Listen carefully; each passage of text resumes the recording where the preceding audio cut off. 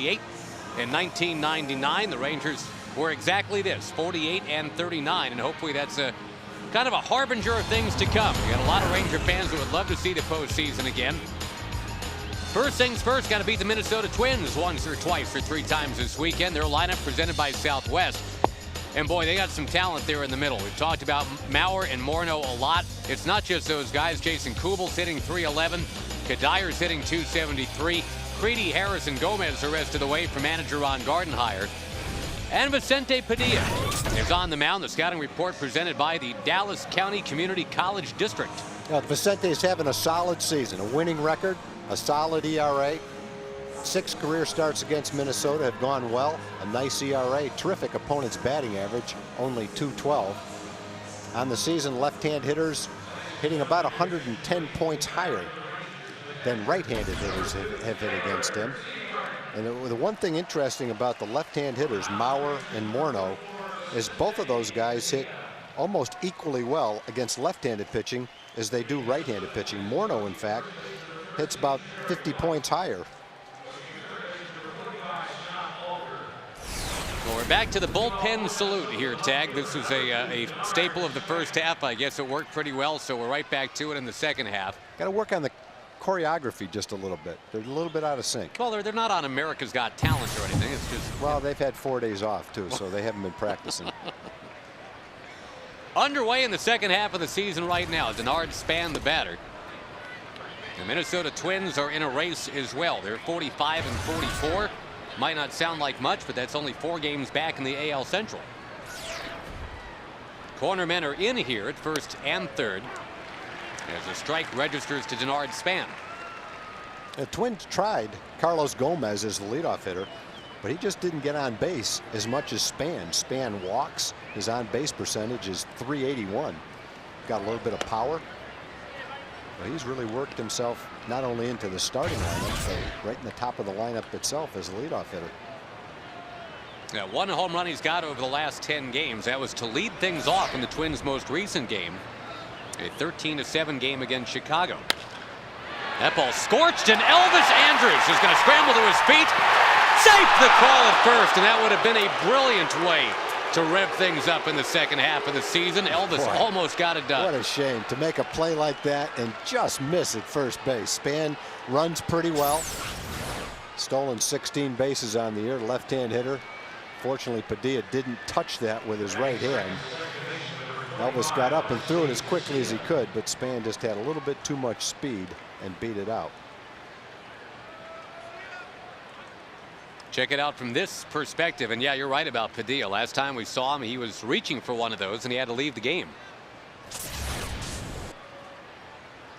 That one would have caused some problems because it was a fairly hard hit line drive. Alexei Casilla, the batter, he was just brought back from AAA to start this second half, and you can see why he was in AAA. Hitting just 180 this after hitting around 280 last year. And surprisingly, one of the things the Twins have been concerned about has been his work ethic. Some of his habits on the field, taking offensive woes onto the field and letting it affect his defense. That doesn't sit well with Ron Gardenhire at all. No. If you want to be a Twin, you got to play the old Tom Kelly way. That's you're going to go out there and bust your hump every single at bat. Yeah, and the Twins are known for that. And in reality, it probably doesn't sit well with any manager. Twins have sent him down twice. This is his actually 3rd time back. And if he wants it to be his last time, then he's going to have to perform, show the right attitude, and stay here. He's got the talent to do it. We've seen him play plenty of games where he's a terrific little player when everything's going well. Right now, he's been struggling. Taylor Teagarden doing the catching tonight for the Rangers. He and Padilla have settled in together. That means back-to-back games that Saltalamacchia has not caught, and then you had the 4-day All-Star break, so it'll be a full week off for Jared Saltalamacchia before he's playing again. Yeah, I think that's perfect at this time of year for a young catcher who's been doing so much catching in the heat, is to get a rest, get away from it, both physically and mentally. Had a good workout yesterday, a good workout today, so when comes his time to play tomorrow, he'll feel well rested for the second half. And also gives Taylor a chance to get a couple extra starts in there too. So for the overall catching situation, I think it's the break came at a good time, and the time off will serve Jared well for the rest of the year.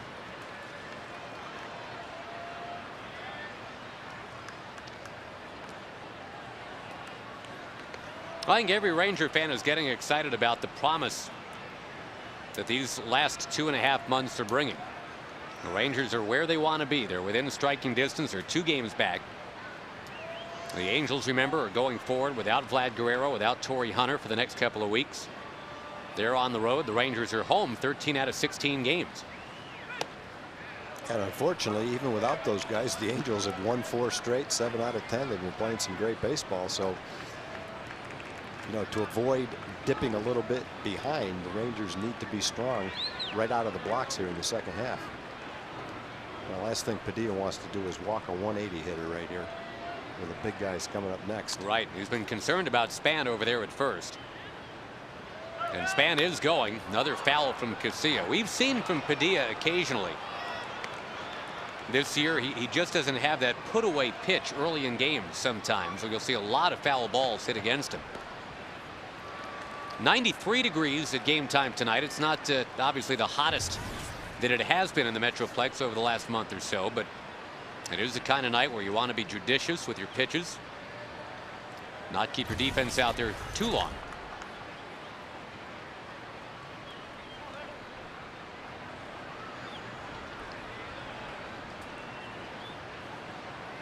Again, Span goes, and a little looper. Andrus and Kinsler both there. It's Kinsler making the catch.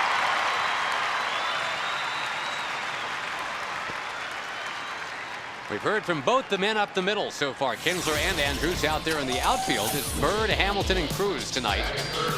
2 of those 3 went to the All-Star game. Michael Young went to the All-Star game. As we've talked about, this Padilla Teagarden dynamic. Teagarden becoming Vinny's guy.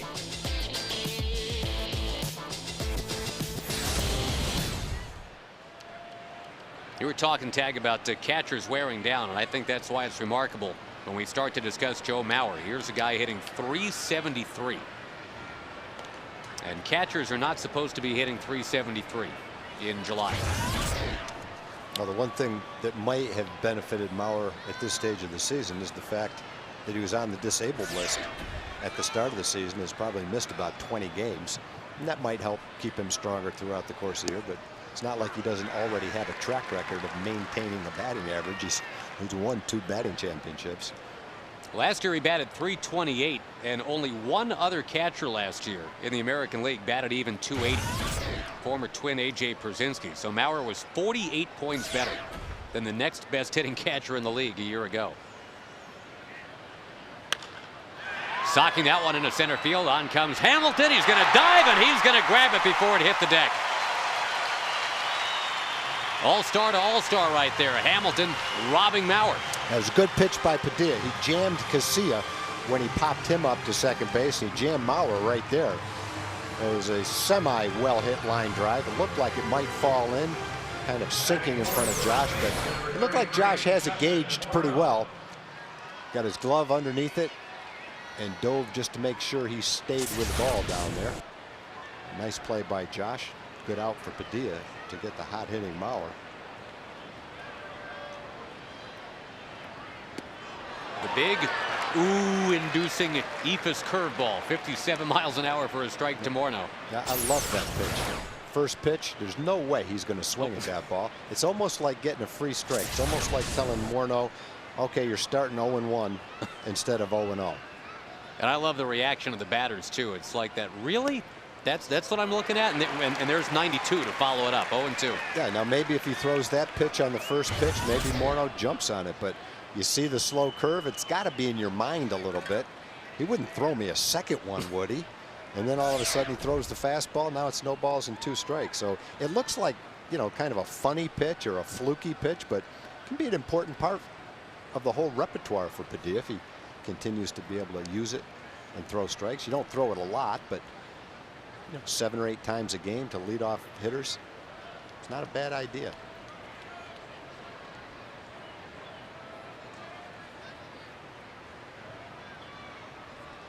Two 2-strike, 2-out pitch is fouled back.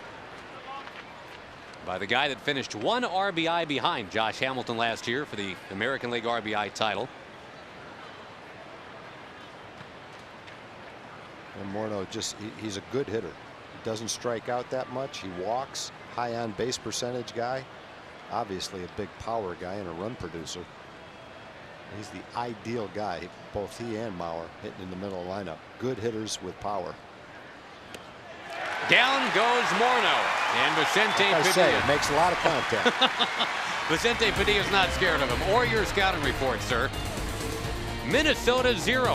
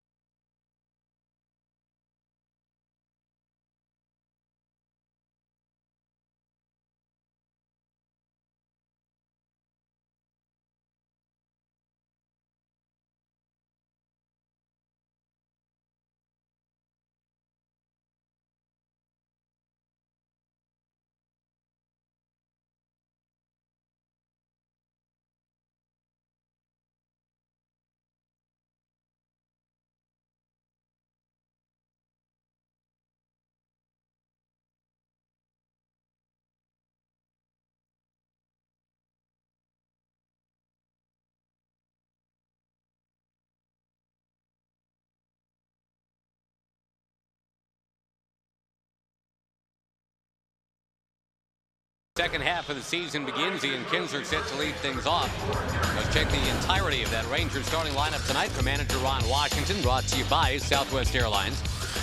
After Kinsler, Young, and Hamilton, Andrew Jones, who's up to 14 home runs. Hank Blaylock's got 19 home runs.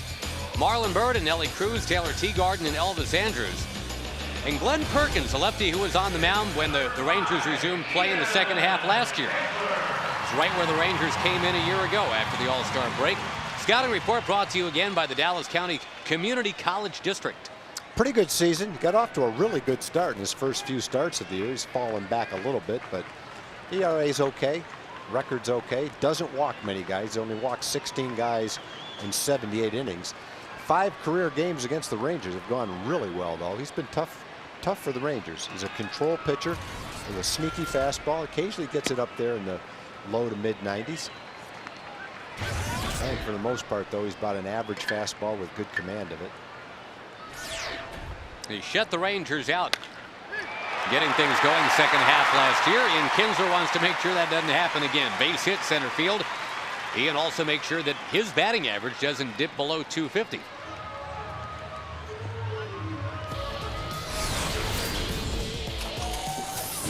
The Twins have Span, Gomez, and Kadire in the outfield.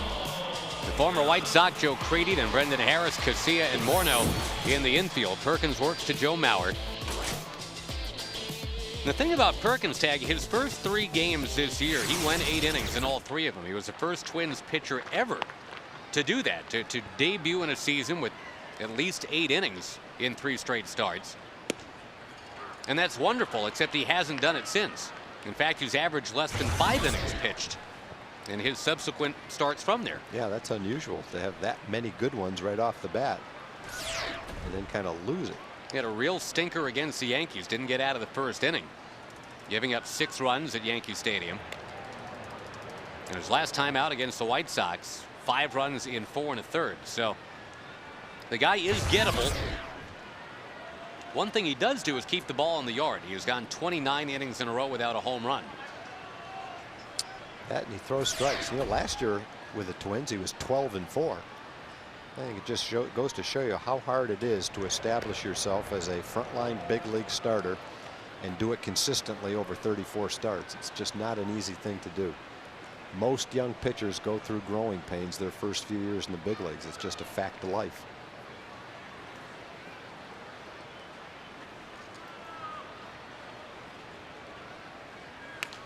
Michael Young, who went 1 for 3 in the All-Star game.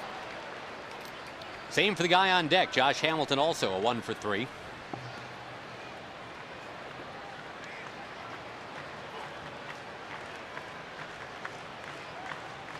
In fact, even the catcher in this set of proceedings right now, Mr. Maurer, went 1 for 3 in the All-Star game.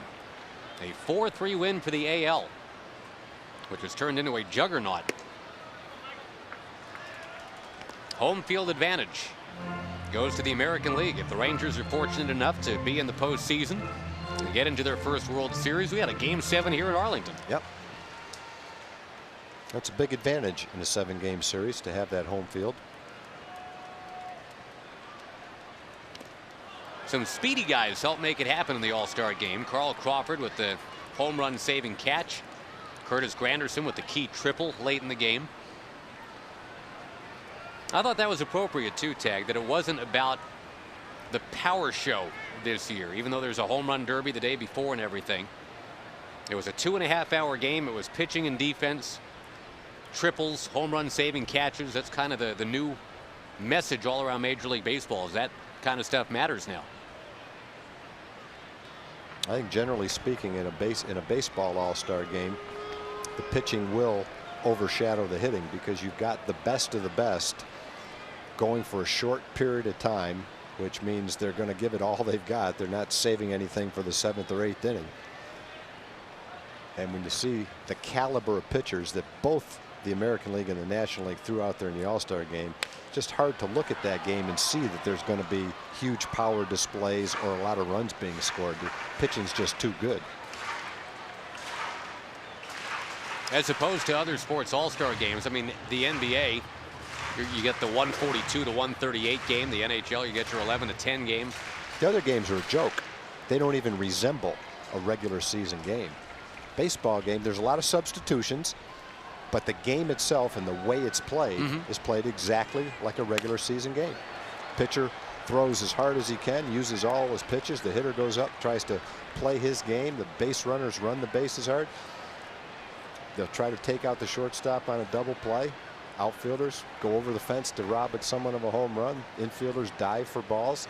Games played just like a regular season game. That's why it's by far the best All-Star game in any sport. To me, that's not even an arguable point. Unless you're just, you're not a baseball fan, you're a basketball fan, and you like seeing a pickup game. Then some people like that. Michael Young had never been to St. Louis before. Had never been to the city. Had never been around the Cardinal fans. He said that was an absolute treat. And knowing Michael Young as you do, Tag, I think what a great spot for him to hang out for a few days, as much as they love their baseball there. Kinsler goes, a wave and a miss by Young, and the throw down is going to skip into center field. So even though Michael Young strikes out, Kinsler's at third with just one away. Well, that can be a huge part of the Rangers' success in the second half. Ian setting the stage by getting on base, using his speed on the bases to make things happen, and setting up scoring opportunities for the guys in the middle of the lineup. Good changeup right there. Pitch number 8 from Perkins, got Michael to reach for it and miss it. But on the play, a stolen base and an error on the catcher. The Twins will get the infield in here in the first inning. And a great chance for Josh Hamilton to pick up RBI number 25 for the season.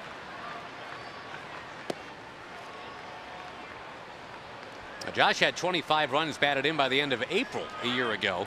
Obviously, this year has not been your typical season in any way for Josh. He's been hurt, missing essentially 5, almost 6 weeks for the Rangers this year.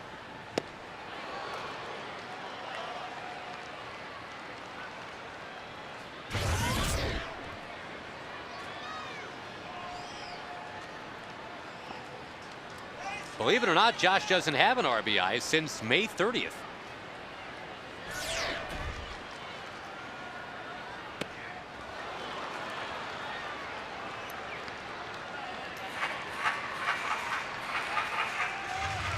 The difference has been articulated statistically. The Rangers with Josh in the lineup this year, they're 10 games over 500. Without him, they're a game under.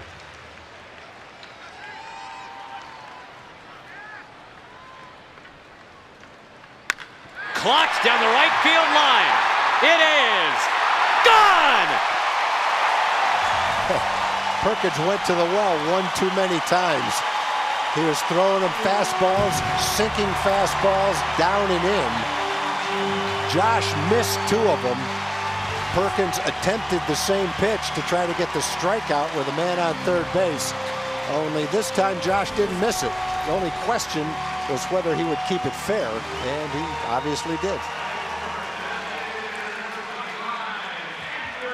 Well, so much for the lack of runs batted in. There's 2 of them on 1 2-strike swing. You could see the second and third pitches were farther inside. That one was inside, but not quite far enough. And maybe that slight difference of 3 or 4 inches was the difference between swings and misses at the other 2 pitches and a solidly hit home run right down the line. And now Andrew Jones belting one. What a play at third base by Creedy. Gets up and gets Andrew Jones. What a play. And the fans able to acknowledge that that was something. They're going to cheer that, not quite the way they cheered the Hamilton homer, but the Twins wanted an upgrade defensively at third base. They wanted some power and defense at that position. They got it with Joe Creedy. Yeah, the only question with Creedy is his health. He's had some injury problems, but he was a terrific player for the White Sox, and he's been a terrific player so far for Minnesota. He's hit 14 home runs. Played solid defense, just pretty much what they were looking for. Well, and back to Hamilton, we had talked about Glenn Perkins' tag as a guy that hadn't given up a home run in close to 30 innings. That is only the 6th home run he has ever allowed to a left-hand hitter in his big league career. He had given up a couple last year to Raul Ibanez of Seattle. A couple the year before that, once in his rookie season. And now he gives one up to Hamilton right down the line. Blaylock takes the strike. And it's tough to look at that pitch and say he just made a mistake, because really the pitch was a couple of inches inside. I don't think it was a mistake. It wasn't as far in as the ones he swung and missed at, but it was a pretty good pitch to be able to pull, keep fair, and hit out of the ballpark.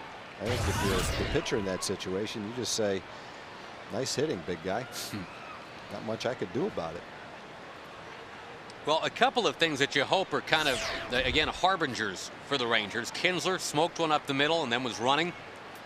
And Hamilton hit a home run. Those are 2 guys that the Rangers need in the second half for sure. Yeah, I think that's exactly right. If you look at the Rangers in the second half, trying to catch the Angels and stay ahead of Seattle, and you look at the offense and how it's going to click, one thing you say is Ian getting on base as the leadoff hitter and Josh providing pop in the middle of the lineup. No doubt about it.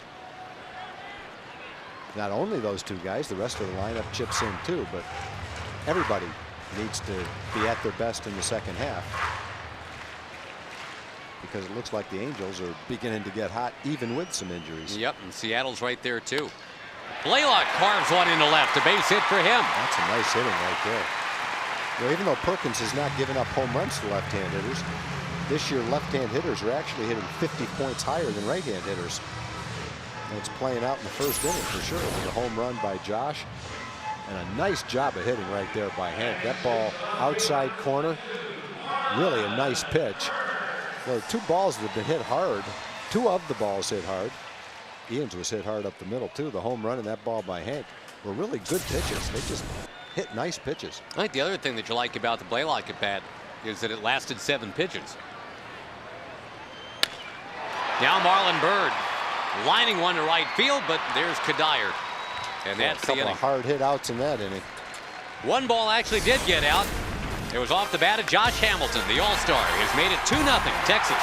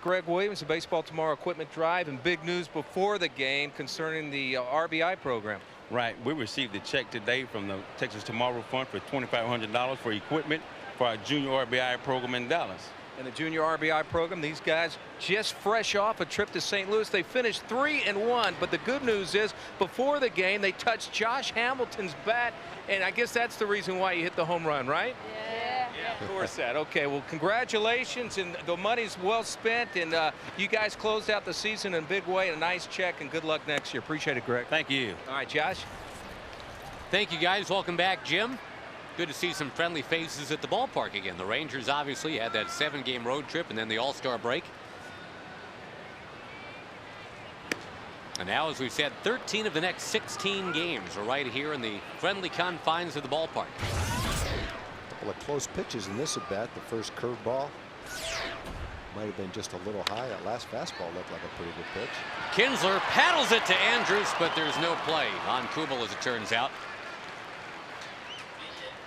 Well, a couple of hits now for the Twins, and they've both been despite diving plays by Kinsler and Andrews.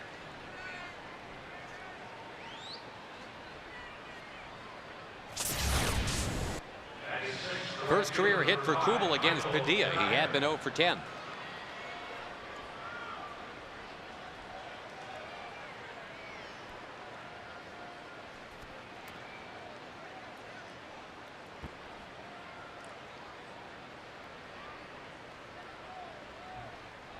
Now Michael Kadire with the infield at double play depth. Jim Knox was just talking about the commitment to the RBI program. There was a pregame ceremony. You can see in the upper left there's Fox Sports Southwest John Heike participating in that. And Fox Sports Southwest happy to be involved with that program.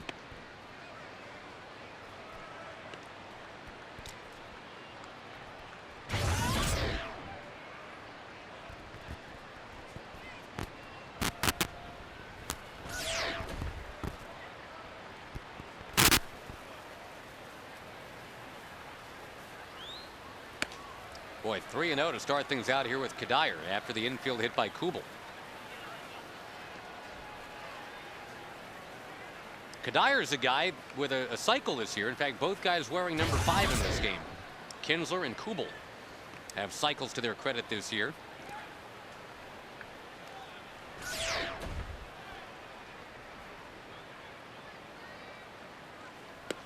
There's a strike from Padilla.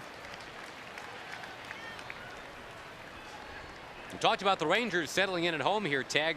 Quite the opposite for the Twins. They're starting a 10-game road trip on the other side of the All-Star break. They are currently 4 games behind the Tigers in the AL Central.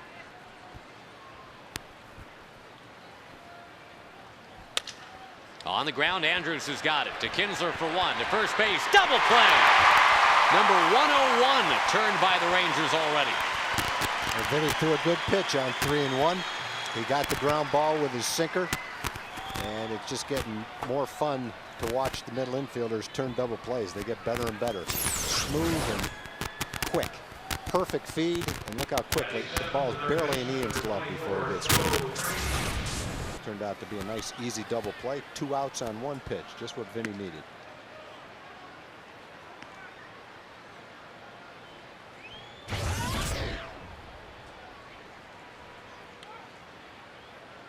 Formerly of Chicago, currently of Minnesota, Joe Crede will send Andrews behind the bag. He can't get it. And all 3 hits now for Minnesota. The Rangers have either gotten gloves on him or have come real close to getting gloves on him. Yeah, that's not a bad thing, really, because all 3 of them have been basically ground balls. Spans was kind of a line drive that bounced, but still balls that are fieldable by infielders to make plays. And they're not all going to find holes like that, so keeping the ball on the ground.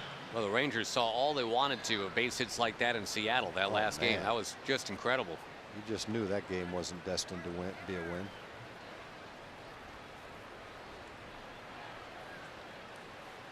Brendan Harris, currently the Minnesota shortstop. He can play second and third as well.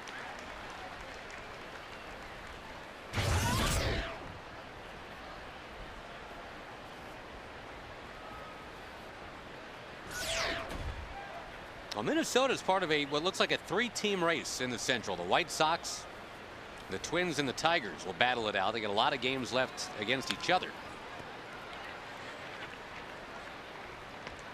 The trendy picks coming out of spring training don't look like they're going to be factors. Kansas City and Cleveland.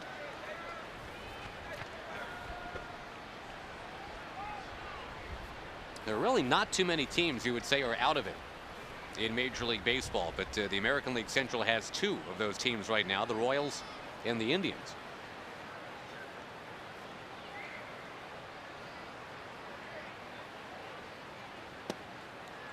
Where in the world could that pitch have been? I don't know. Well, maybe the tracker can tell us. First, we're going to look at the Jack-in-the-Box standings in the AL Central. There are the Twins 4 back. All right, where was that pitch? Yes, where in the world could it be? Looks like it's right in the catcher's mitt. Yeah. And it looks like it's a strike. That's where it could be. Well, at least you got your answer. At least according to the tracker. And that's what we go by. We depend on the tracker. The umpires absolutely hate it. Well, and if I were an umpire, I would hate it too, but that's the way it goes. Padilla's not a big fan of how that all worked out. He thought he was out of the inning. Instead, Harris with a single. 3 hits in the inning now. And it brings up Carlos Gomez. Center fielder number 22, Carlos Gomez.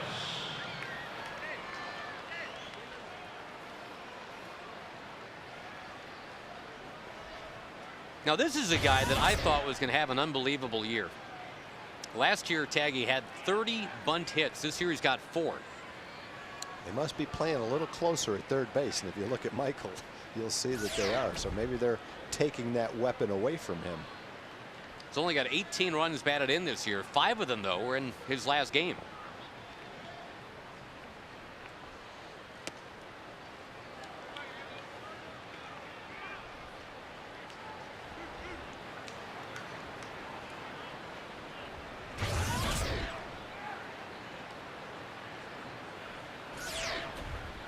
Creedy and Harris the base runners for Gomez in a 2-0 game, 2nd inning. That's got to be a strike, and it is. Yeah, Gomez has the potential to become a pretty exciting player. He's got excellent speed. Looks like he's going to be a fine defensive player. But simple fact is, to be a terrific player, he's going to have to get on base more often. Right now, he's getting on base 29% of the time.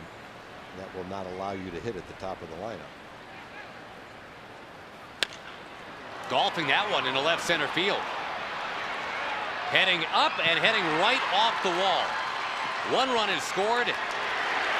Play at third base here as the 2nd run scores. They got him at third base. Or did they? No. And Ron Washington is out to argue over there at third. 2 runs have indeed come in. And Padilla, remember, thought he was out of the inning. Thought he had his man struck out. It looked like the throw was there in time. The only thing I can gauge is that the third base umpire, Adrian Johnson, determined that the tag wasn't made. It certainly looked like the throw was there. And that's some pretty good hitting by Carlos Gomez. You're talking about a guy that has 2 home runs, modest amount of extra base hits, and he hits a slider down and away off the wall in left center field. Well, he's got a perfect look at it. A better look than we've got. Now, I don't know if he's right or wrong, but he's certainly in great position to make the call one way or the other. I think Mr. Johnson said that Michael Young tagged the dirt instead of the jersey. I don't know if he got elbow pad there or not.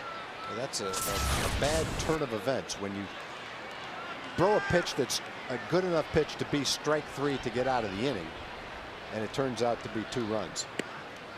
But that's some nice hitting by Gomez. He had a good pitch there, 400 feet. Well, remember, the double play that Kadire hit into made it nobody on, 2 out. You had the bottom third of the order coming up. But then Creedy was able to send one into center. Brendan Harris, after the Rangers thought they had him struck out, singled to right. And now Gomez, the 2 RBI triple.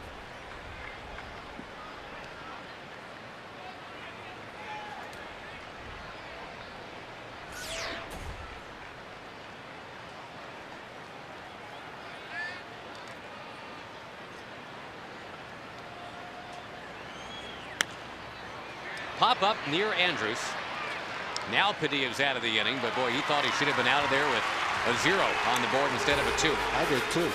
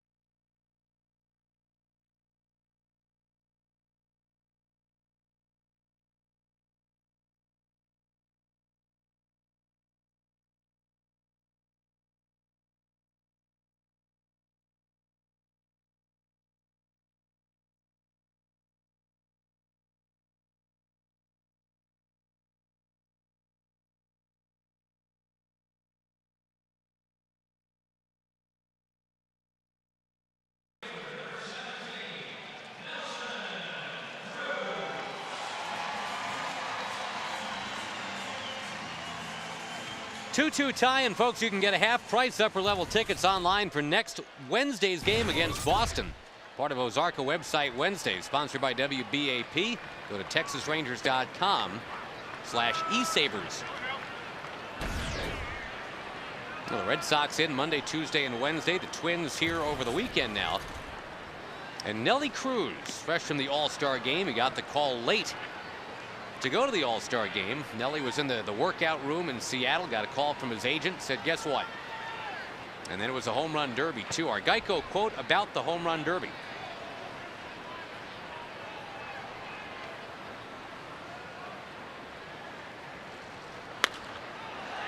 No, he pops this one up. Boy, Nelly represented the Rangers beautifully at that home run derby, just like Josh Hamilton last year, a silver medal.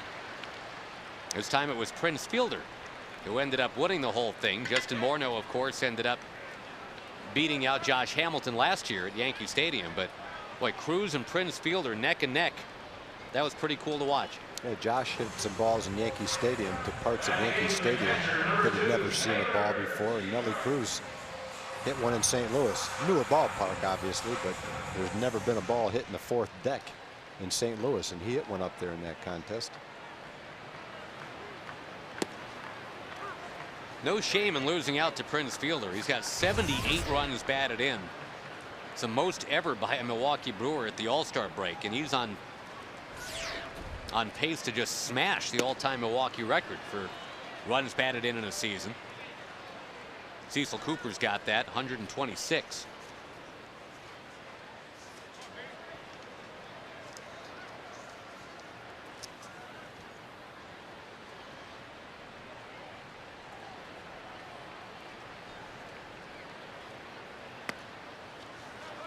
Teagarden holds back. Rangers trying to work over Glenn Perkins for a 2nd inning in a row. And the stats tell you anyway that the first 2 innings are where you can really get Glenn Perkins. His ERA in the first 2 innings is about 7.5. Well, the Rangers scored 2 on 3 hits. Andrew Jones hit what would have been a double if Creedy had made a tremendous diving play. And the last out was a line shot 370 feet to right center field. So they hit the ball hard enough to do better than 2 runs, but good defense by Minnesota kept that from happening. Elvis Andrus probably a guy, Tag, that kind of needed that All-Star break to refresh. He was hitless in his last 13 at bats. He was 3 for his last 26.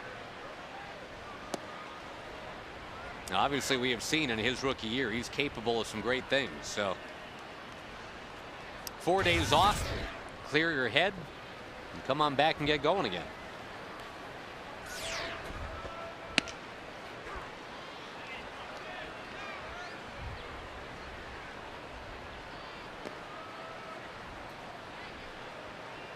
And again, being at home should help pretty much everybody. The Rangers have played extremely well, winning 22 of their last 33 in this ballpark, including 5 straight.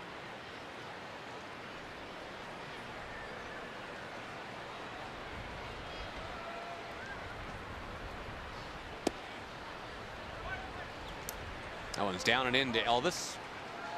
Since the beginning of May, only Tampa Bay and Detroit are any better at home.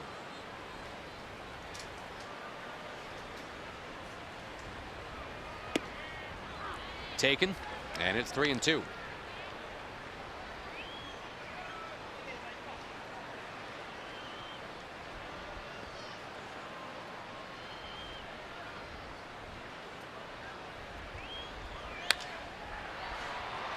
The Angels won their game last night. The Rangers had the night off. So the Rangers find themselves 2 back now in the AL West instead of a game and a half. But boy, compared to last year, they were 8 back at this point. 2 years ago, they were 15 back. This one smells like a pennant race.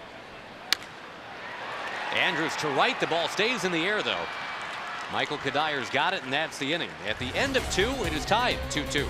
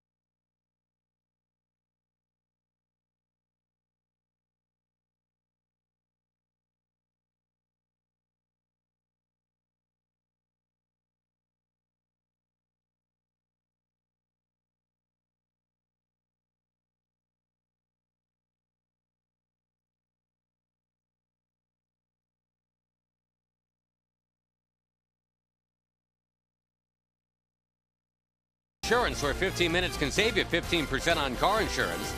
Also by AT&T. Switch to the nation's fastest 3G network. AT&T, your world delivered. And by Whataburger, just like you like it. Underway in the 3rd inning, a 2-2 game.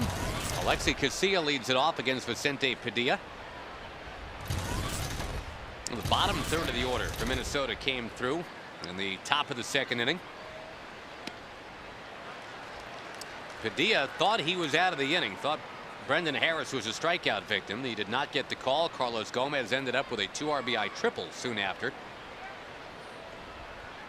Now trying to shake it off. Padilla to Casilla. And the curveball bouncing in the dirt.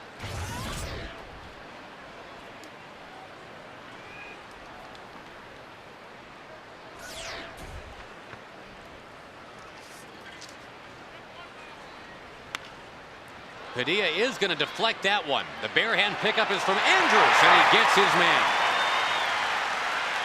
If you're going to reach out bare-handed, I guess that's the one to do it on, right? It wasn't hitting nearly the way Denard Span hit his in the first. No, that one wasn't hit that hard. I think Elvis would have been able to make the play anyway, but Vicente slowed the ball down to the point where Casilla runs well enough that Elvis felt like he needed to barehand that ball. Not an easy barehand play. The ball was still rolling fairly well. Took a little bounce. Elvis made it look easy. Now Joe Mauer, who actually is 1 for his last 13 to fall to a batting average of .372.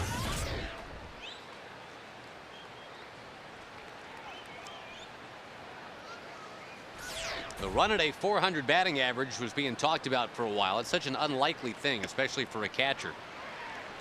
Highest batting average ever from a catcher in the big leagues, tag, in a full season. 73 years ago, Babe Phelps of the Brooklyn Dodgers ended up at .367. No catchers ever hit better than that. Going to try out Hamilton again. Hambone coming on. This time he can't get it. He tried to dink one in front of him the first time up. Josh dove and caught it, and this one bloops in, but he couldn't get to it.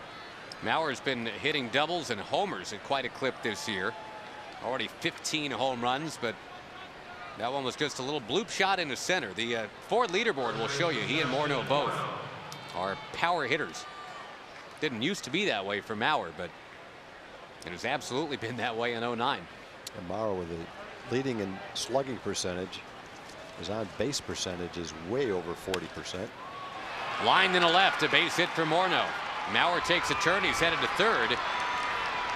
And Morneau eases into second base with an opposite field double. So here comes Minnesota. The two guys that you worry about are both on base, Mauer and Morneau.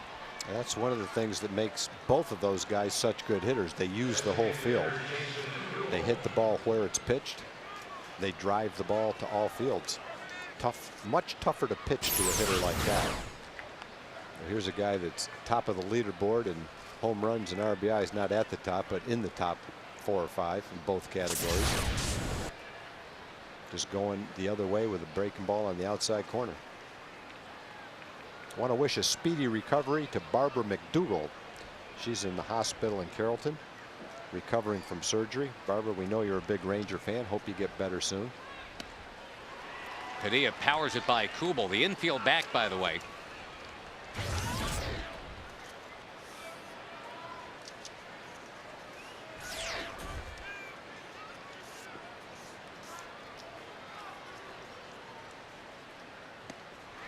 Did it to him again. Padilla's already given up 7 hits in 2 1/3.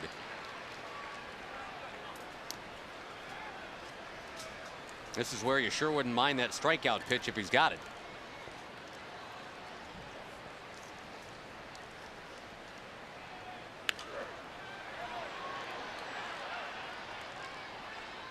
As we've talked about pretty much all year, the Rangers have gone away from being the kind of team that's about power pitching by and large. They don't mind if the other guy makes contact. They just want to minimize good contact. Let that defense run it down for you.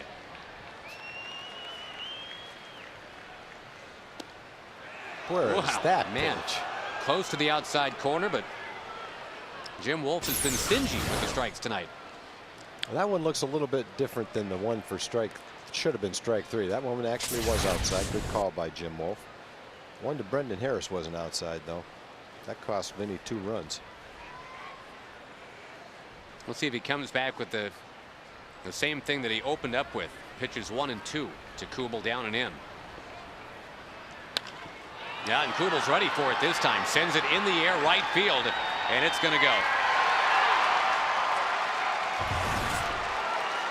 Kubel had been 0 for 10 career against Padilla. He's 2 for 2 tonight. And the Minnesota Twins have taken over here. It is 5-2. Yeah, he got ahead with breaking balls in the dirt. That was a cutter.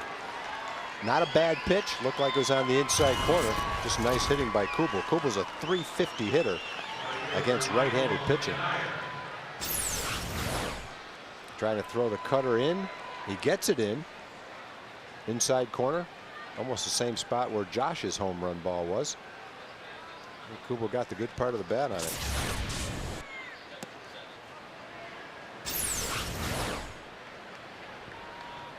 Number 15 for Kubel. That's a nice spot in the order to be hitting, huh? Right after Mauer and Morneau. You're going to get your RBI opportunities. That ball drilled foul by Michael Kadire. They've got a good group of hitters together. We talked a lot about Mauer and Morneau. Kubel's having a solid year. Kadyr's a guy that in his career has knocked in 100 runs in the season. He's hitting 6th in the lineup. That's 4 pretty good hitters in a row.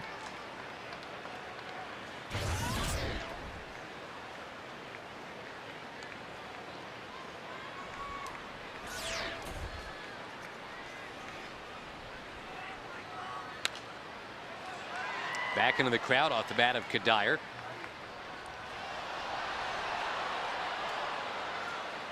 Well, the Twins have gotten it done with runners in scoring position in this game. That's a big part of why they contended last year. Remember that? They hit better than 300 a year ago in that department. Hasn't been close to that here in 09. Michael Young's got it. Blaylock's on the bag. 2 down.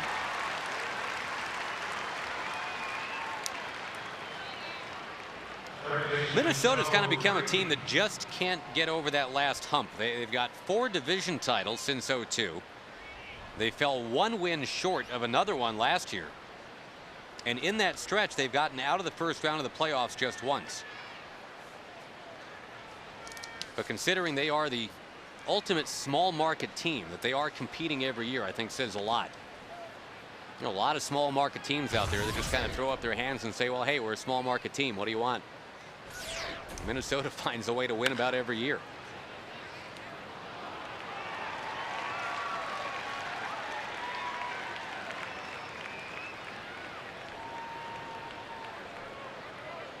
Their margin for error obviously is not huge. They've got to be that cliche of fundamentally sound. And pretty much every year that's exactly right. They are 2nd in the league in the fielding percentage once again. Their pitchers really don't walk anybody. That's been a staple for probably about 15 years. Padilla got his man. He got Joe Crede. There was some damage done. The 3-run homer by Jason Kubel has made it 5-2.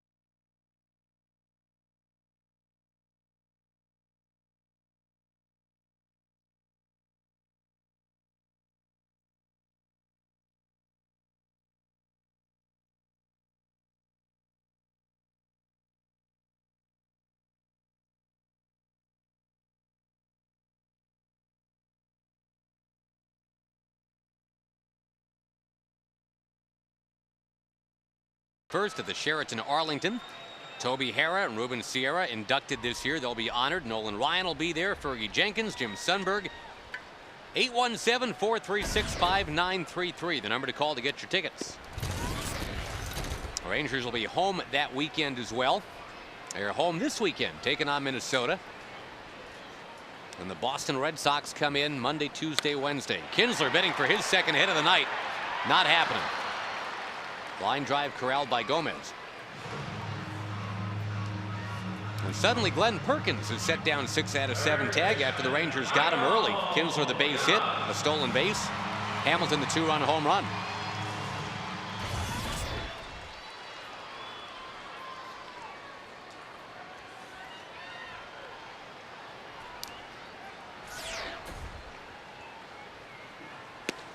Wave and a miss by Michael Young.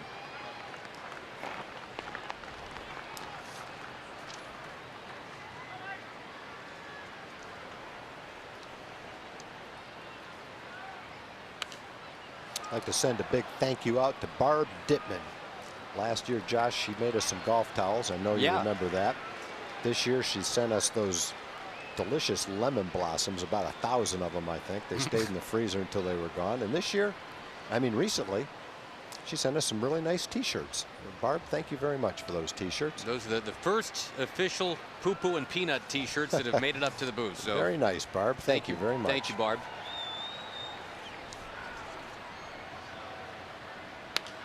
Young flicks another one into the crowd. So you didn't get your shirt in time to actually wear it around doing housework these last 4 days. I have not had a chance to do that. Oh. It's probably too nice for yard work. I've got a couple of old ones I use for that. But you did get your yard work done. You had 4 days. Got the yard work done. Michael Young was indisposed, unable to get yard work done. He was in St. Louis. He's now been an all-star 6 times over.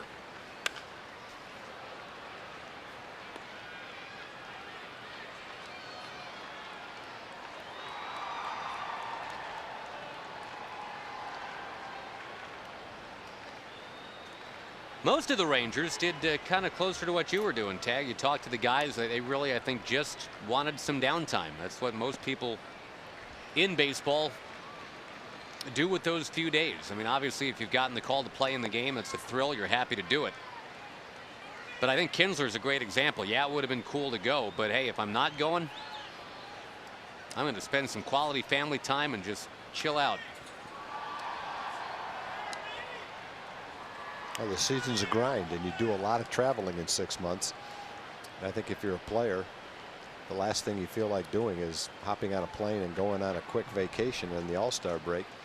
You save that for the end of the season, but it is a great time to spend time with your family and just rest up for the second half. Long at bat comes to an end. Michael Young was raining fouls all around the ballpark, but then he strikes out for a second time.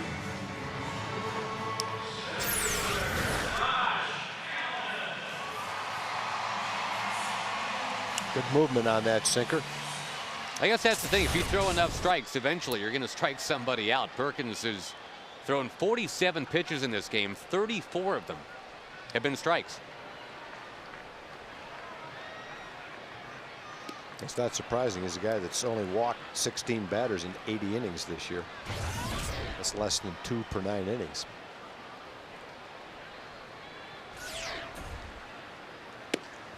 It's a very consistent thing when you talk about Minnesota pitching.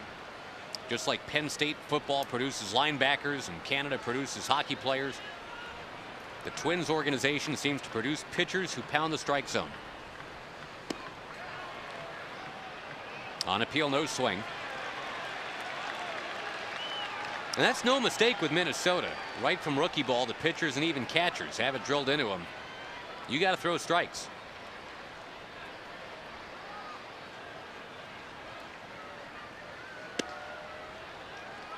Rick Knapp was the minor league pitching coordinator who gets a lot of the credit for turning out all these strike throwers. He's now with the Twins competition as a big league pitching coach in Detroit. But he's the guy that gets credited with the template that we are going to produce strike throwers first and foremost. Hamilton into center field, base hit.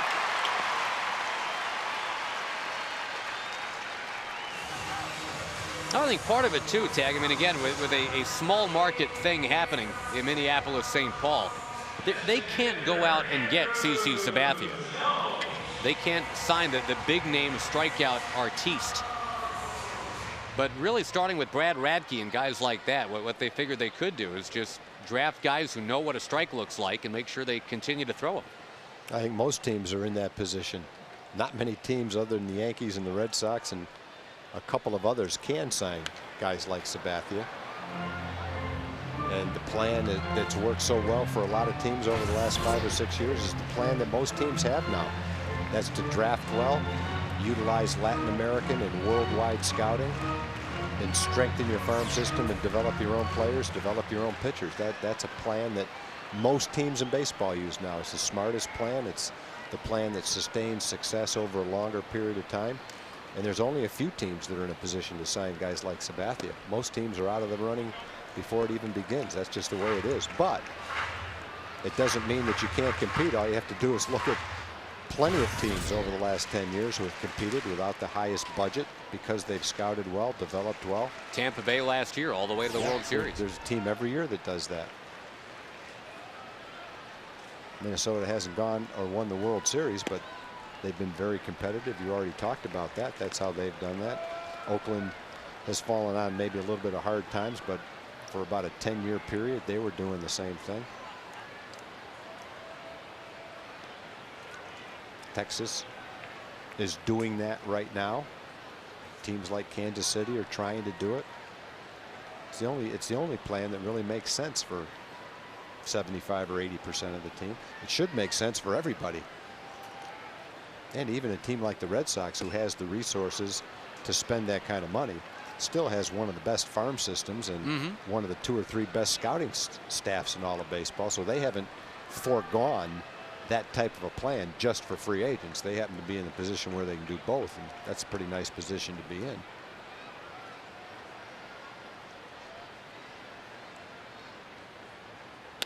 Andrew Jones to third, Creedy to second base, and that's it. The Rangers get that 1-out hit from Hamilton, but nothing else.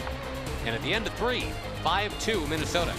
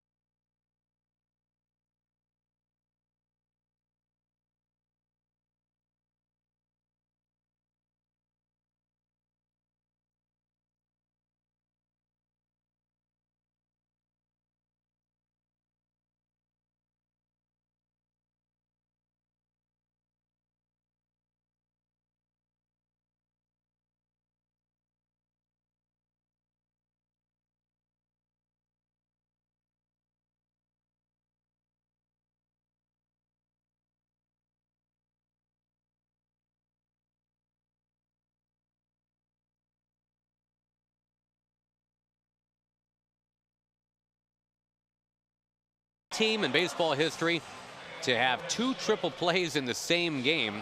They did it on this date 19 years ago. Who did they do it against? Who was a lucky team to have banged into 2 triple plays in one game? Yeah, the unusual thing is the team that did it won the game. Hit into 2 triple plays and still won. Twins have hit into a double play tonight. Still have scored 5 times on 8 hits. Brendan Harris, who had, well, as it turned out, a pretty key at bat in that second inning. Not to go on and on about it, but Padilla looked like he had thrown strike 3. Didn't get the call. Next pitch, Harris singles. Then Gomez triples in 2. Softly to right. There is 1 man out, and we go to Jim Knox. All right, Josh and Tom, some of the best dressed ladies at the ballpark tonight. This is Tara. They're all from Wichita Falls. You guys are so dressed up because We went to a fashion show before the game. But what was that called? It was the Chevy Women That Soar. All right, did you guys learn anything?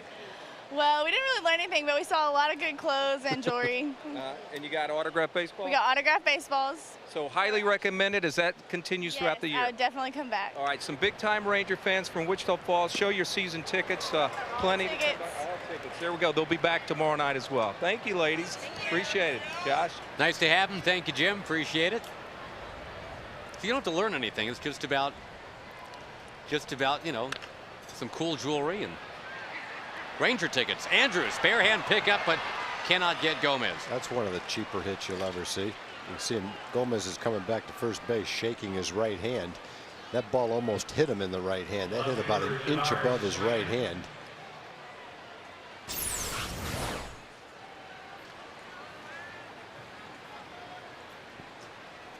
That's the ninth Minnesota hit tonight. Hit that ball hard enough to go about 60 feet. Unfortunately, no one could catch it in the air, and once it hit the ground with his speed, there's nothing you can do about it. 3 infield hits.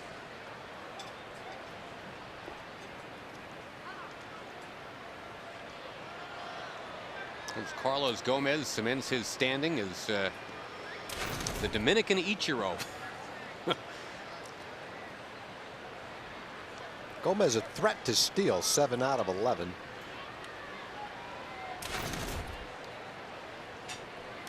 Their top base stealers at the plate right now, Denard Span. Speaking of infield hits, he had one in the first.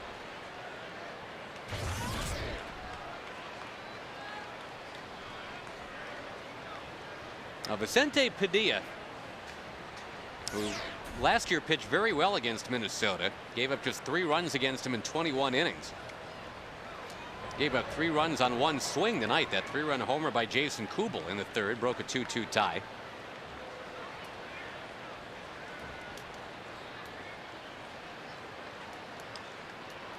Vinny's first 4 starts this year were not great. His ERA was in the 8s. But since then he's been solid. ERA in the 3s.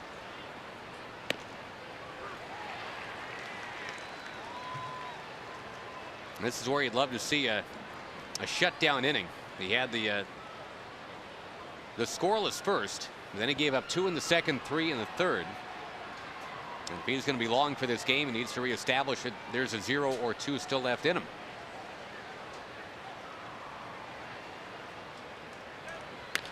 On the ground, second base, Kinsler wheels, goes to Andrews. The throw to first base is in time.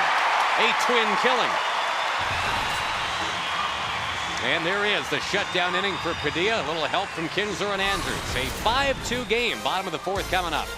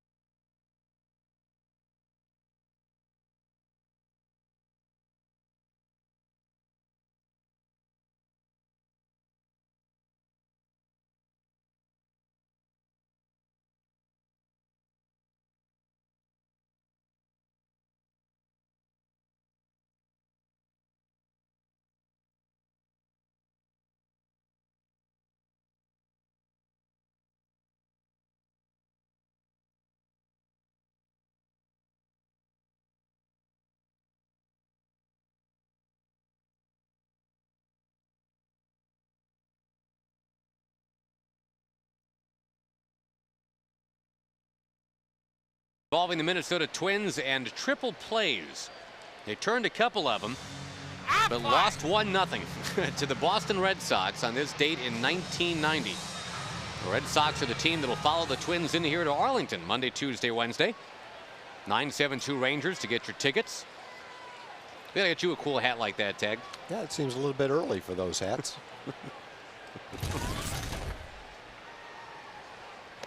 That's good for you and me. Couple of jokers up here. Why not? Why not? Although it's sweaty. You get sweaty head going right there with 90 degrees tonight.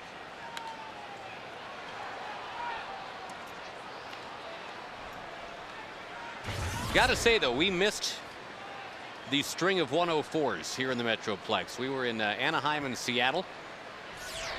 And the Rangers had a 3-4 road trip out west. Looks like we've steered through the 104s, at least for a little while. It's going to be about 92, they say, tomorrow.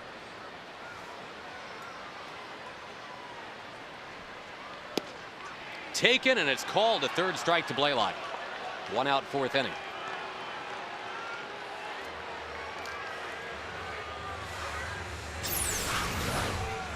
Let's take another look at it.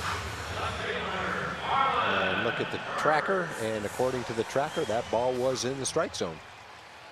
Remember, it's not exactly where the catcher catches it. It's out in front where the plate is, and the ball is sinking.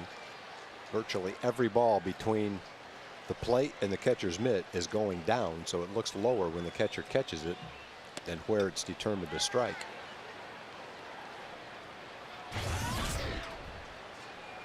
Rangers being out hit 9-4 right now. Marlon Byrd hit a baseball hard in the first inning, but he ended up lining to right field. This one right down the line, it's foul. To left this time.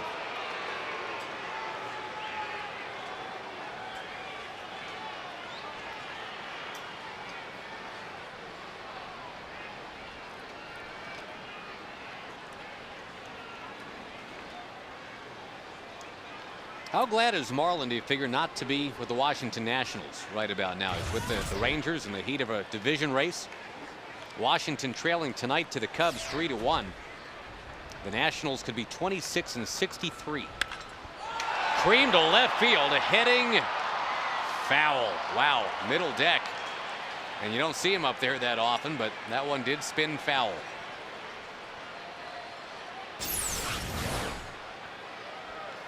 Marlon's had some good swings in the ball game. His first time up, he hit a line shot to end the first inning to right field. Hit it well right to the warning track. Just got a little bit out in front of that pitch. Now he sends one foul to the right. Some other scores to pass along to you. National League, the Reds lead the Brewers 3-0 in the 7th inning tonight. The Brewers are kind of in the same position the Rangers are. A couple games out in a very competitive division.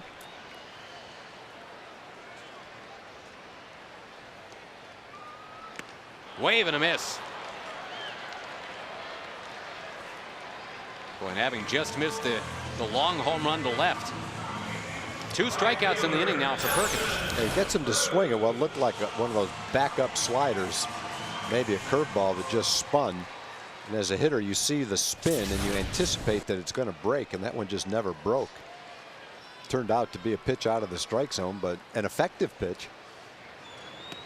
Even though I don't think it's anywhere near. If you could throw that pitch on purpose, you could have a pretty effective pitch. That's just a breaking ball that kind of slipped out of his hand. Good changeup. Yep, and 1-1 now to Nelly Cruz. Mike Maddox's brother had his uniform number retired in Atlanta today. The Braves are beating the Mets 7-0 in the 5th inning. No one will ever wear 31 in Atlanta again. Boy, Greg Maddux. We haven't had a lot of opportunities to talk Greg Maddux this year. Obviously, we've talked Mike Maddux a lot. At some point this summer, be interesting to get Mike's take on his Hall of Fame to-be brother. Morneau on the bag, settling into that baseball basically that skipped to him from short. And the Rangers are down in order in the 4th inning.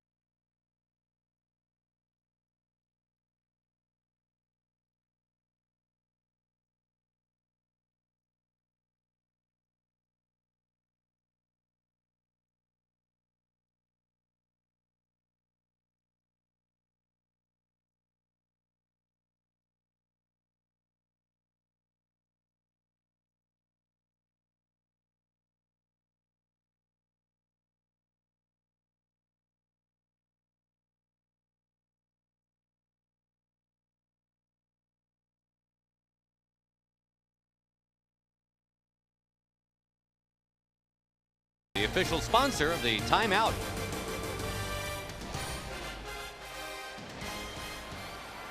Ranger fans enjoying the evening, just enjoying the fact that there's baseball to be had again here in Arlington. But the Minnesota Twins kind of spoiling the party right now. 5-2 on into the 5th inning, and Vicente Padilla back to work. He's benefited from a couple of double plays behind him tonight. 2 big swings for Minnesota. Had the 2 RBI triple from Gomez and the 3-run homer from Kubel. And that was a good pitch that Gomez hit too. That was a slider down and away. You wouldn't think that Gomez would have the power to be able to pull that pitch 400 feet to left center field off the base of the wall.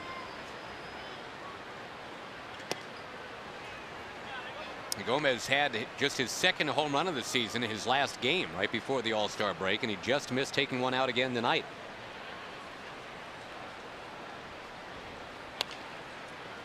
Harmlessly towards second base, Kinsler to Blaylock, 1 out.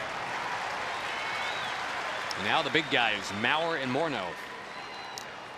Catcher Joe Mauer.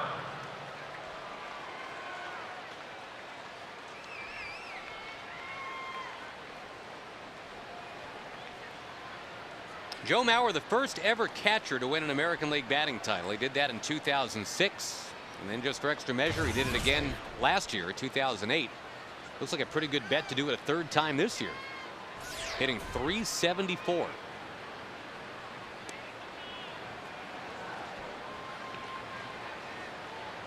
That's a pitch that's hardly ever called a strike, that according to the tracker is usually a pretty good pitch. The borderline low pitch, very seldom called a strike. Curve is down too low, 2-0.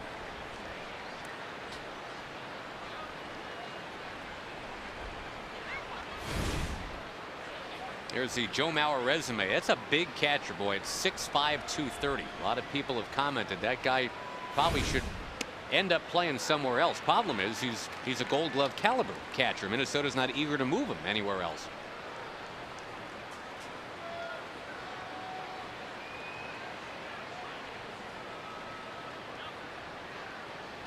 Now we'll see if the 400 batting average flirtation can continue. Only 1 player since Ted Williams' 1941 season has gone into mid-September at 400. That's George Brett in 1980. And you might remember he ended up at 390.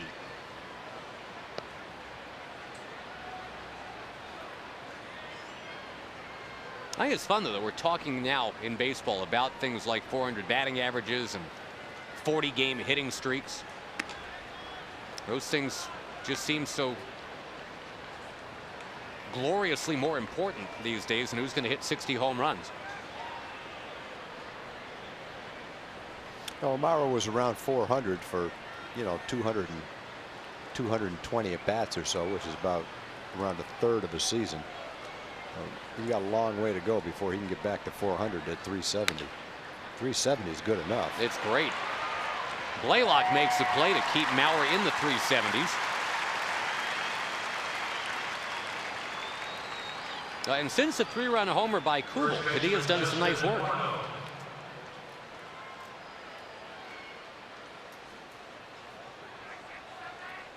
Real quick tag some other scores. Atlanta has now extended that lead on the Mets to 9-zip in the 5th inning. The Cardinals lead the Diamondbacks 1-0 in the 5th. And yep, it was Albert Pujols. Home run number 33. This time Morneau's ready for it. He saw that mid-50s curveball the first time up too, and this time he just kind of hung back and socked it in a right. Now, I don't know this for sure, but that's the first time I remember this slow curveball being hit for a base hit. That one is belt high, and so if you're going to swing at one and have a chance to get a hit on it, that's probably the best one. If it's down lower, it's tough to wait long enough and hit a low slow curveball like that.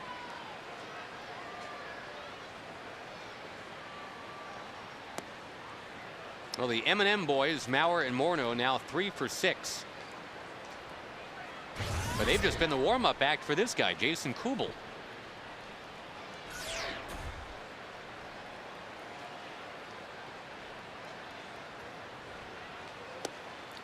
Who do you think's working the better All-Star break beard, by the way, Blaylock or Kubel? It's pretty much the same beard right now. All right, there's Kubels.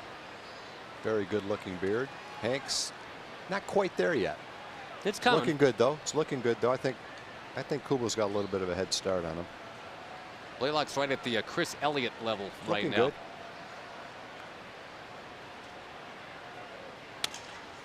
This time, Kubel's just going to knock it on the ground to short. And a 6-4 fielder's choice to get the bearded one. And we go to the bottom of the 5th here in Arlington. 5-2 Minnesota.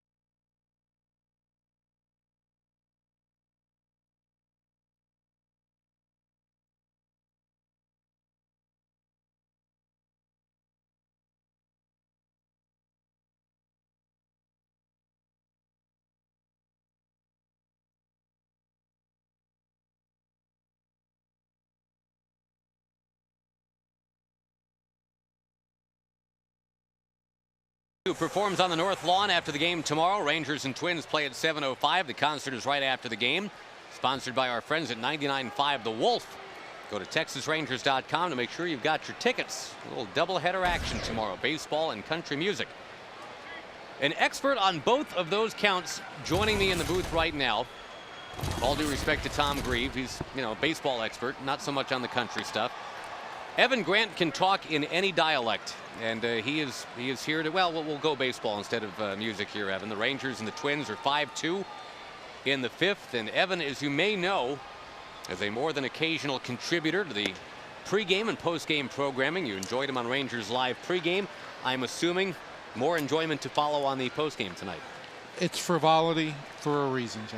Well, most of us don't frivol often enough, Evan. That's. And how many dialogues do you speak in, Evan? I don't know what he's talking about. Oh. Although I was trying to come up with something to sum up my life to the tune of a country music song. Ooh. But, I think, I couldn't come up with anything. It had something to do with a mine and something else. Did you ever lose your dog? Did it? Thankfully, no. All right. Well, if you'd like to email country music ideas to Evan, we are taking them now at foxsports.com, keyword email Rangers. Who would sing it for you? Little Willie Nelson, maybe? Well, I'd always choose Jimmy Buffett to sing any song about my life, but probably if we were going to do an actual old-style country music song, probably be Boxcar Willie. There's a base hit for Taylor Teagarden in the left field. The Rangers trying to get things going in the 5th. Elvis Andrus will come up, and all right, I'm under extreme orders to talk baseball with you now, Evan. So your thoughts about the first half. Before we look ahead, we got to look back a little bit. Obviously, a lot of people, and I'm sure you included, have to be impressed that the Rangers, with all that they had to navigate, Josh Hamilton being out, etc., they're 9 games over 500. Well, I think if you look at it this way, Josh, and we talked a little bit about the consistency of the offense on the pregame show, but Kinsler hasn't been what you would expect from Ian Kinsler in terms of getting on base this year. Michael Young has always been a clutch hitter, but his numbers with runners in scoring position haven't been up to Michael Young's capabilities. Josh missed the first half of the season. Those are the guys that make this offense go. and make this offense productive. And none of them had their best first halves, and yet here this club is a game and a half out of first. Josh certainly looks like he's healthy and ready to go. I expect Kinsler to be refreshed from this break, and I think that I really think better things are ahead for the offense here in the second half. Well, I'm with you. I mean, Young and Hamilton, 61 runs batted in combined at the All-Star break, and if you're left with just that knowledge and nothing else, I think it's a pretty safe assumption the Rangers are not within a game and a half of first. Well, you know, Josh had 95 runs batted in at the All-Star break last year, so he certainly hasn't.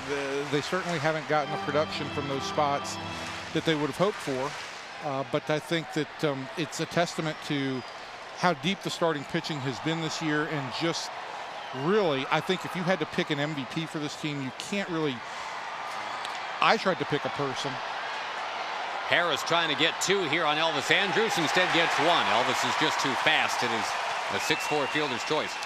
I tried to pick a person on the blog, and really, when you get down to it, it should be an area. I think this bullpen and the way the Rangers have really set things up with Darren O'Day, C.J. Wilson, Frankie Francisco, and now really with Jason Grilli kind of taking on that 6th or middle relief role, I think the bullpen has been the most important part of what the Rangers have accomplished. Such an improved commodity, but isn't a lot of that, Evan, the fact that we're not seeing guys in the 3rd inning out of the bullpen this year? Oh, I agree. I mean, I think that the number of innings pitched by the starting rotation in the first half is a huge factor in why the bullpen has been more effective. I think Ron Washington learned some things last year from having to use guys early on and use them often, and I think he's done a real good job of trying to rotate guys in and out in terms of how often he uses them in the bullpen. I think that Mike Maddox has certainly had an impact on that as well. Chatting with Evan Grant. You enjoy his work at D Magazine. He blogs for your pleasure. And he's on the pregame and postgames occasionally here on Rangers Live on Fox Sports Southwest. All right, so looking forward now, Evan, obviously this is looking more and more like a 3-team race. It's not just the Rangers and the Angels. Seattle looks like they're going to kind of stick into the proceedings a little bit. Are you buying that, or do you think Seattle's just kind of a midseason flash in the pan? You know, the thing that I noticed when we were up there, and I don't know if this crossed you guys' mind or Tom, if this crossed your mind at all, but the three starters that they ran out there, the performances that they put up against the Rangers in Bedard and Washburn and Felix, it reminds you just how dangerous they can be. Yeah, it's not just against the Rangers that they're putting them up. They're putting them up against the whole league. If Bedard had enough innings pitched, they'd have 3 guys in the top 6 or 7 in ERA. And their 4th starter, Jason Vargas, is a pretty good pitcher himself. So, yeah, with their starting pitching, I don't see why they won't have a chance to stay in the race. I mean, when you've got 3 guys, when you go 3 guys really above average pitchers, above average starting pitchers, I think you've got a shot to stick around as long as you really want. I do too.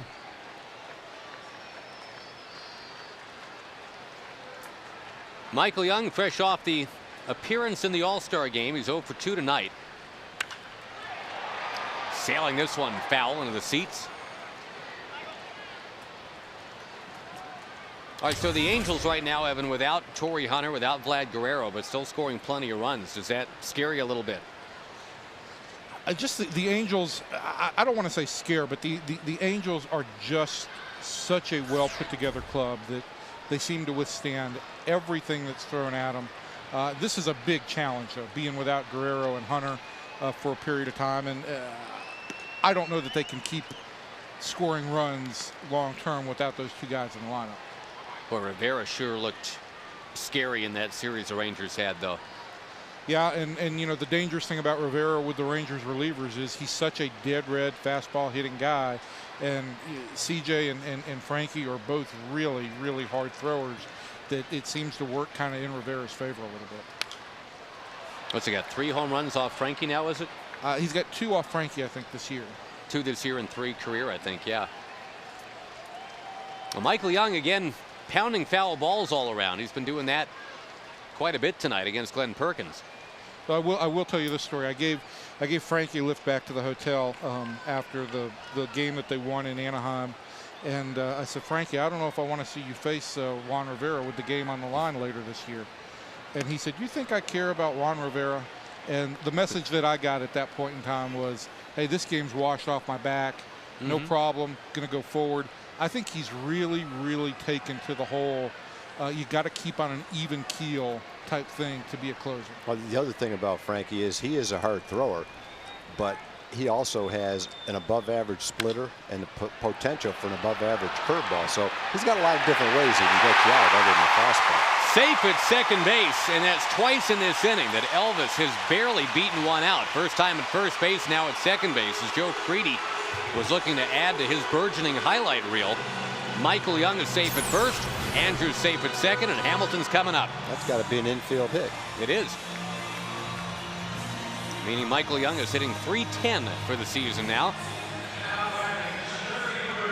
Creedy's already done that once to Andrew Jones tonight. All right, well, Josh Hamilton became just the 6th lefty ever at the big league level to homer off Glenn Perkins. Too much to ask to to see him do it again? You know, I run that little home run pool on my blog every day, Josh. I've seen that. For the first time ever, I entered it today. Okay. I called Hamilton for a 2-run homer, 1 on, 1 out in the first inning. I won my own pool. Can I look this up on the blog? You doubt me? It doesn't me? seem fair that you could win your own pool. Well, I don't actually get the gift, but I wanted to at least throw my name in there for okay. Fair you enough. can make a call. Why can't I make a call? No doubt. You can definitely make a call. Hopefully you can be a lot more successful than we are. I was just trying to promote your blog, but anyway, here's the Josh Hamilton homer that let Evan win his own pool. I think I'm going to retire making predictions after that. That's a good idea. Take it from our experience. I would suggest that's a good idea. Costanza learned it. You've got a good percentage now. It can only get worse. Go out on top. Good night, everybody.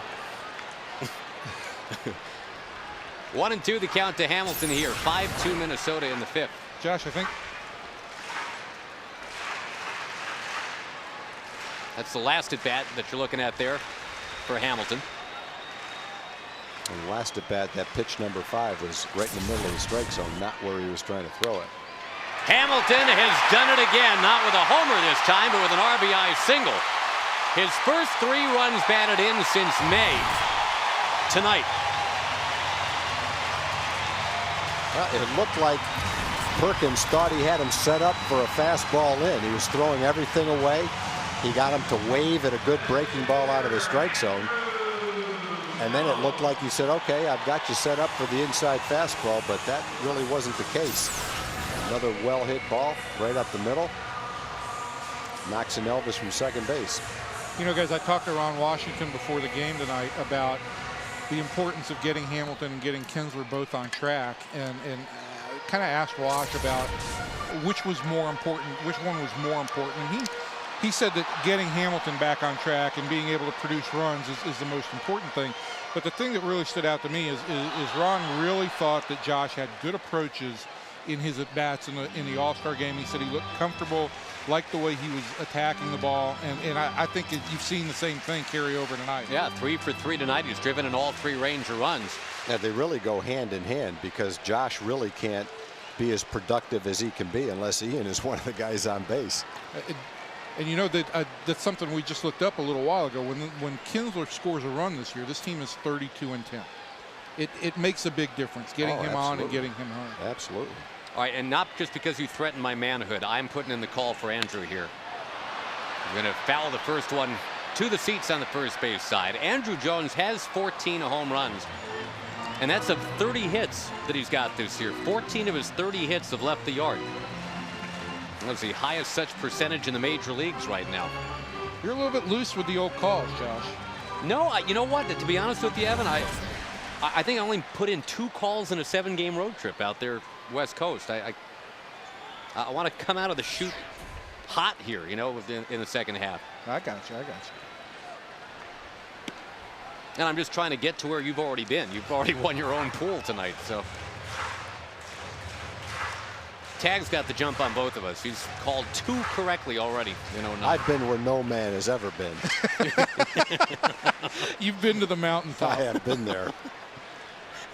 Oh, unfortunately, I'm not going to stay there because I'm going to keep trying to predict. And I eventually come right down to the bottom of that mountain.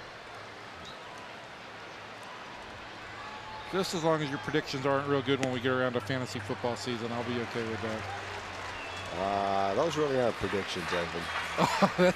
That's statistical analysis. That's just right there. yeah, that's just research, analysis, and talent. That's Tag locking himself in a hotel room for an entire road trip, trying to figure out who's the better number 2 tight end to have on the junior men's. Whatever it was, it worked. Runners going here. And the double steal, a delayed double steal from a Hamilton standpoint. Yeah, Maurer wanted to throw to second, but Casilla wasn't there. He was on his way, but Maurer didn't want to risk trying to lead Casilla to second base, make a bad throw, and have Michael Young score on the play. I wonder, though, now, Tag, if they'll just go ahead and want to face Blaylock. Go lefty-lefty. You got first base open, a 3-1 count on Andrew. Maybe, except left-hand hitters are hitting 50 points higher right now against Perkins this year than right-hand hitters. And Hank has struck out, but he's also had a good line drive. So either way, I like the Rangers' options here. I'm not trying to undo my call. I'm just being realistic. First base is open. So they pitch carefully and walk him, and up comes a hammer with the bases loaded.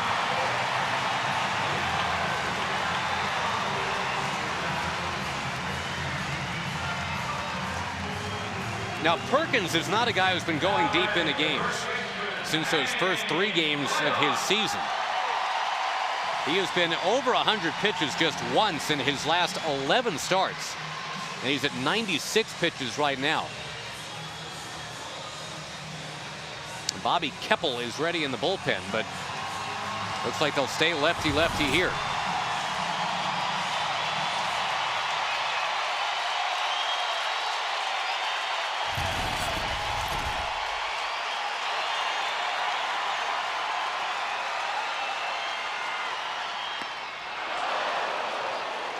Blaylock 0 for 5 with the bases loaded this season, but does have 5 career slams.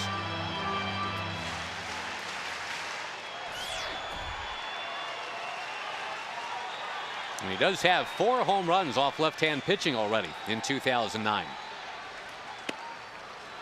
Tough pitch outside Black, 0-2.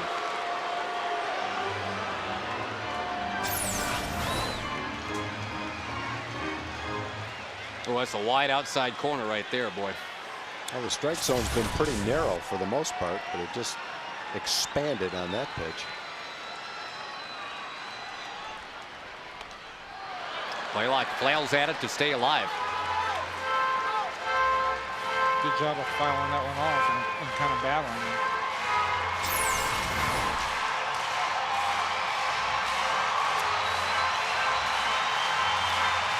Well, once you take that pitch and it's called a strike, you really can't afford to take another one, even though it was outside.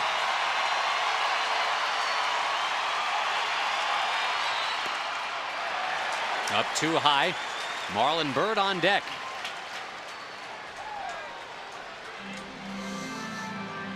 And now Perkins is at 100 pitches for his night. A native Minnesotan in the 90-degree heat here in Arlington tonight.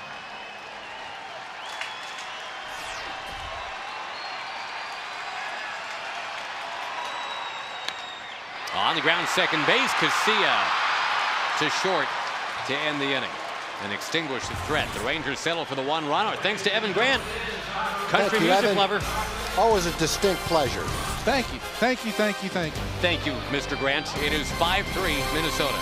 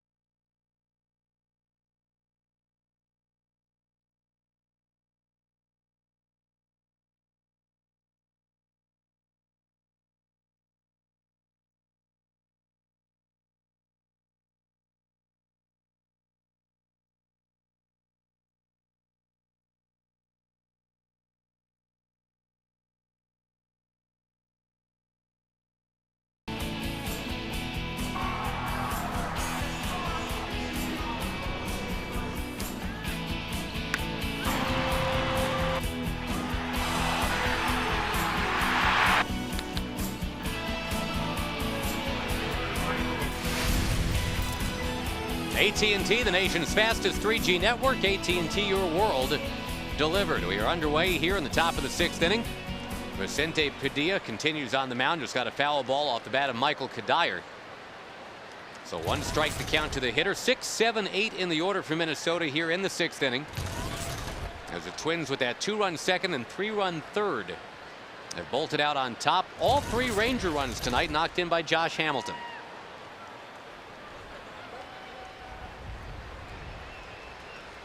And Padilla's done a nice job since that 3-run homer he allowed in the 3rd. Well, the Twins have been all about getting base runners. Padilla's not had an inning yet where he's gone 1, 2, 3, but boy, he neutralized damage in the 4th and the 5th.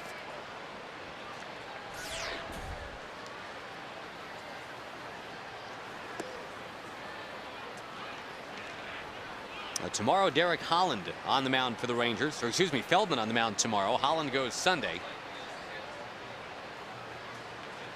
Then Boston comes in, starting that 3-game set on Monday. Wave and a miss, and down goes Kadire. Well, Vinny's doing a good job after a tough 2nd and 3rd. He's at 86 pitches now. Got a decent chance of pitching 7 innings tonight. Now, as Joe Creedy comes up, we go to Emily Jones. Hey guys, it is the top of the 6th inning, which means I am here to remind you all the places you can find Fox Sports Southwest and Rangers coverage on the World Wide Web. Of course, there is twitter.com where you can become a follower of ours. Just look for the FS Southwest page. And then on Facebook, we are under Fox Sports Southwest, and there you can find great videos. I do believe that incredible first half highlight package will be up on there. That's one you will definitely want to check out, guys. Thank you, Emily. It's our first chance to chat with you since you've been a married woman. Are you feeling any different? I am. It feels good. It feels good to be married, and now he's legally bound to me, and there's no way for him to get out. I don't think he's looking to do that, Em. Congrats to the both of you. Welcome back, Em. Thanks, guys. It's good to be back. She looks tan. I wonder why that is. Maybe because of the honeymoon. Mexico. Yeah. Mexico. That's it. Yeah. The beach. Doesn't look like you went to Iceland. So, oh, no. No, no, no. All right. Thanks, guys. Welcome back, Em. Thank you. Yeah, go ahead and Twitter away.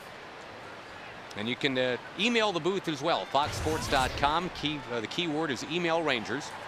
Try to get you to some emails before we're done tonight. Our friend Ivy is celebrating a birthday tonight. Want to make sure we mention that. A Louisianan.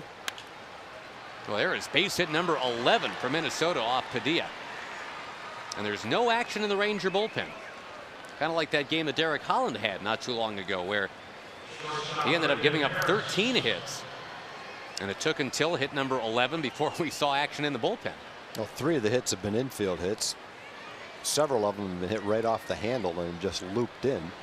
They've had their share of hard hits, but all right, now Vinny's throwing the ball well. He's only at 90 pitches.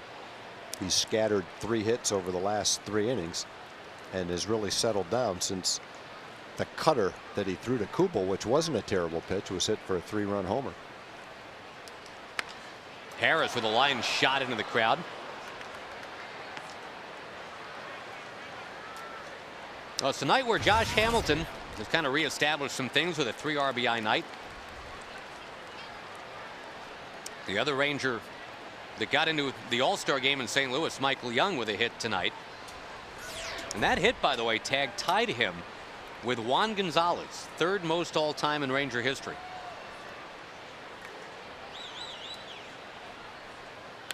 (1,595 hits for Michael Young in the big leagues. They've all been with the Rangers. Only Rafael Palmeiro and Pudge Rodriguez have more hits now as Rangers and Michael, and boy, he seems like a shoo-in to get past both of those guys. The Pudge record is 1,723 hits. And Michael's about 180 away.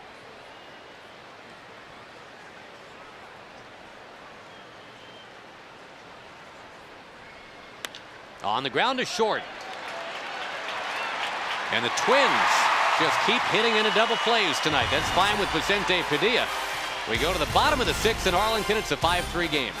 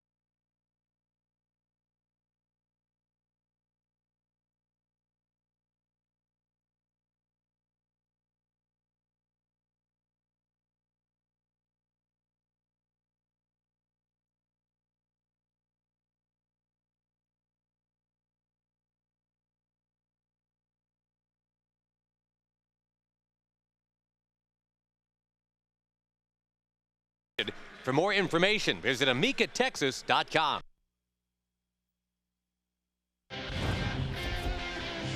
Time now for the Sonic Slam inning. It is brought to you by Sonic, and the jackpot tonight worth $100 plus tickets to a Ranger game and dinner for two at Sonic. We say good luck to Joe Lewis of Rockwall. If a Ranger hits a grand slam this inning, we're giving away $25,000. You can register at any North Texas Sonic restaurant. And a new pitcher for the Rangers to deal with now. The Minnesota bullpen's been pretty good. This is Bobby Keppel, who's going to take over. Glenn Perkins lasted only 5 innings tonight, but he's on line for a win.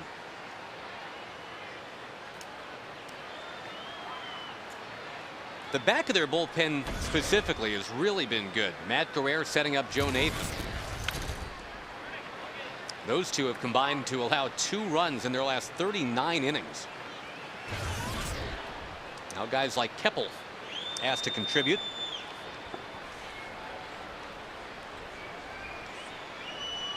And Glenn Perkins, who won a couple games against the Rangers a year ago, including the first game right after the All-Star break, did enough good things tonight to merit the possibility of a win.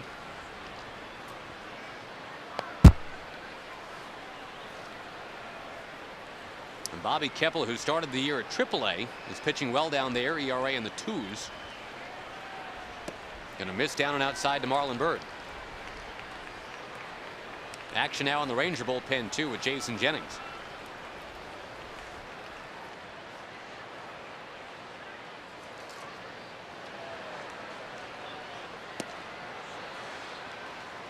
Try to get to some other scores this inning as well. We ran through the National League for you an inning or so ago. Have not touched the American League yet.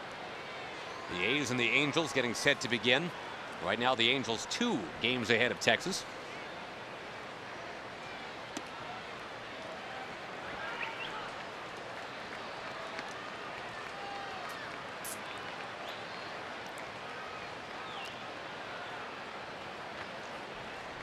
Bird, Cruz, and Teagarden for the Rangers in the bottom of the 6th.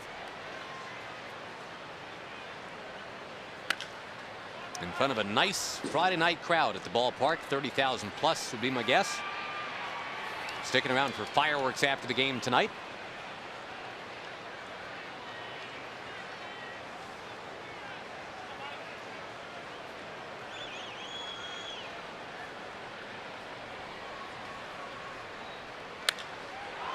High fly ball center field. Carlos Gomez will bring it in. All right, so in the American League, one final to report. The Mariners still playing well. They had King Felix on the mound tonight, and Seattle beats Cleveland 6-2.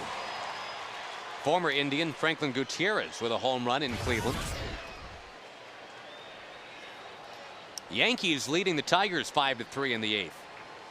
Mark Teixeira hitting home run number 22, now tied with this guy, Nelly Cruz, for 2nd in the league. Nelly didn't get into the All-Star game, but neither did the guy that's actually number 1 in home runs in the American League, and he plays for Joe Madden, Carlos Pena. Boy, good movement on that sinker from Keppel, 92 miles an hour. And that ball really dove down and in. Tough pitch to hit. We saw Keppel as a Kansas City Royal in 2006. Big guy, 6'5", 215. St. Louis native. It was Nelly's first time in St. Louis. We talked about Michael Young never having been there. I had forgotten that Nelson Cruz, even though he had been with Milwaukee, the Brewers did not play in St. Louis those few months that Nelly was with the team. Nelson and his cousin Carlos got a chance to check out St. Louis for 3 days.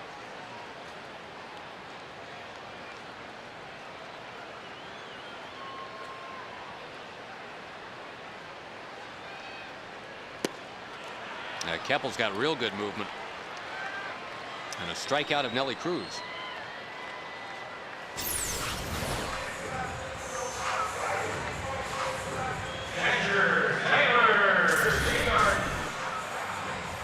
The one time the Rangers faced Keppel, and again it was an entirely different cast of characters, but I just remember being impressed with him then. Tag, he won 8 innings against the Rangers, gave up 1 run in that game.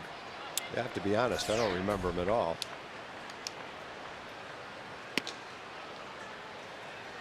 I just remember thinking, Bobby Keppel, really?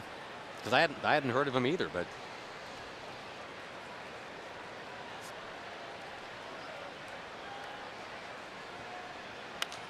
he's got good movement on a sinker. It looks like a cutter that he throws that goes the other way, keeps the ball down, and has good velocity. now we mentioned Minnesota's made the bullpen a strength, just like the Rangers.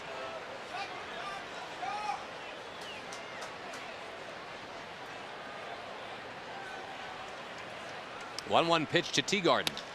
On the ground, and boy, to vacuum it up again, there is Creedy. And a nice quick inning for Bobby Keppel. We're at the end of 6 tonight. 5-3 Twins.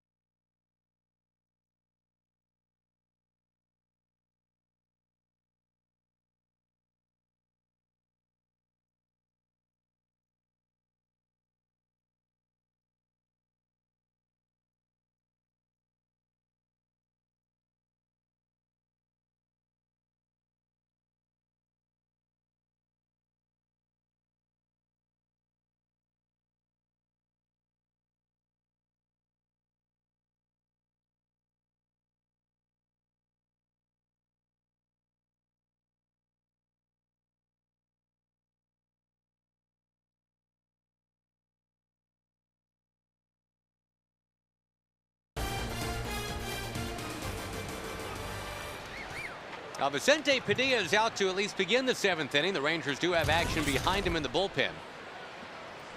Padilla's at a low 90s pitch count right now. He's been backed by some double plays turned. 3 of them to be precise. 2 big swings for the Minnesotans tonight. Carlos Gomez had the 2 RBI triple back in the 2nd. He bats right now. That's pretty much a difference in the game. Kubal's got 3 RBI for Minnesota. Hamilton's got 3 runs batted in for Texas.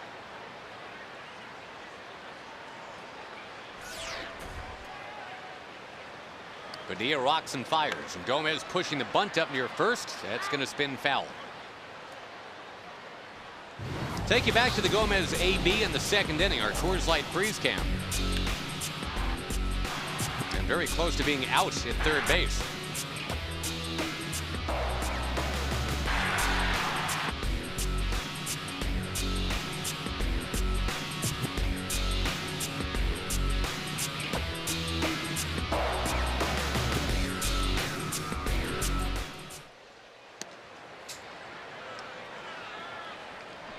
Gomez to be followed by Span and Casilla. 9-1-2 in the order. Guys you want to keep off base because we've talked a lot tonight about their 3 and 4 guys, Mauer and Morneau. To first base, Hank Blaylock will wander on over. Hank has become that everyday first baseman. Chris Davis working it out in the minors, and we're happy to report it's going well, hitting about 360. Actually playing third base down there, but getting those at bats in. Denard Span to the plate, and we go to Jim Knox. All right, thank you, Josh. A group of guys all decked out from Rockwall. What's this all about? Hey, we're with our youth group from First Family. We're here supporting our Rangers, making the run for first place, baby. We're all decked out. Let's go, boys. Let's go, let's go, let's go. Let's go. 1, 2, 3. Let's go! Rangers! Let's go! Rangers! Little out of sync, G. And pull up those jeans as well while you're at it. Come on. All right. Very good, guys. Keeping it going here. All right. Thank you, Josh. All right. Mixing and matching out there. Thank you, Jim. Appreciate it. Apostrophe is fired up out there. Strike to Denard Span. So as long as Noxie stands there, they just keep doing that? Is that the... Yeah, Jim's going to have to tell them that they're off the air. Nah. Yeah, we'll cut them off in at least 2 more innings. Yeah, tell them about the bottom of the 8th that the cameras are off him, Jim. Blaylock to Padilla. Nicely done. And again, with Jason Jennings ready to go in the bullpen, Padilla kind of taking it upon himself to say, hey, I don't want out of this game quite yet. No, if Vinny could get this last hitter, he's going to be at 101, 102 pitches. He really has settled down the last 4 innings. He's scattered 3 hits. .69 of his 100 pitches have been strikes. Anytime you're at 65%, that's considered to be very good. 69% even better.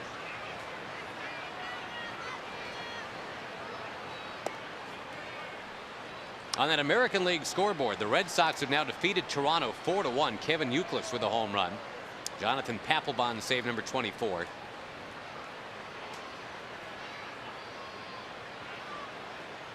Royals lead the Rays 6-4 in the 6th inning.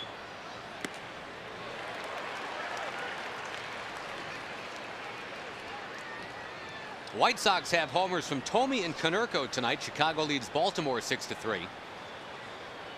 A's and Angels underway. No score first inning.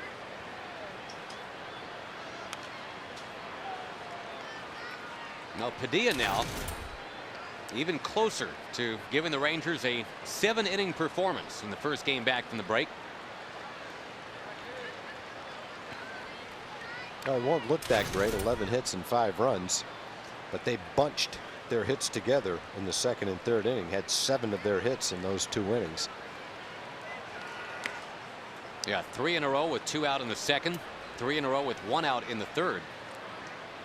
And since that time, Vinny's scattered 3 hits and thrown the ball well.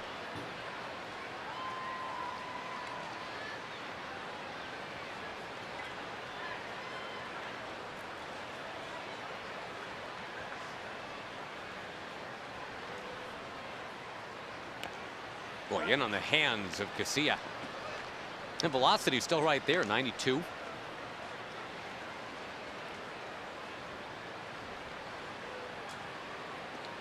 Boy, another homer for Pujols. Tag. He's hit 2 tonight. The only 2 runs of the game for St. Louis, leading Arizona in the 7th inning. So 34 home runs for Pujols.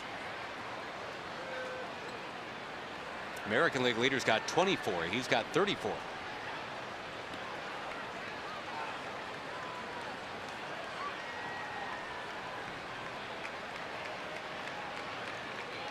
The 2-2 pitch is whacked into right field. The slide and the catch by Nelly Cruz. Good jump, good play. 7th inning stretch in Arlington. The Rangers trailing 5-3.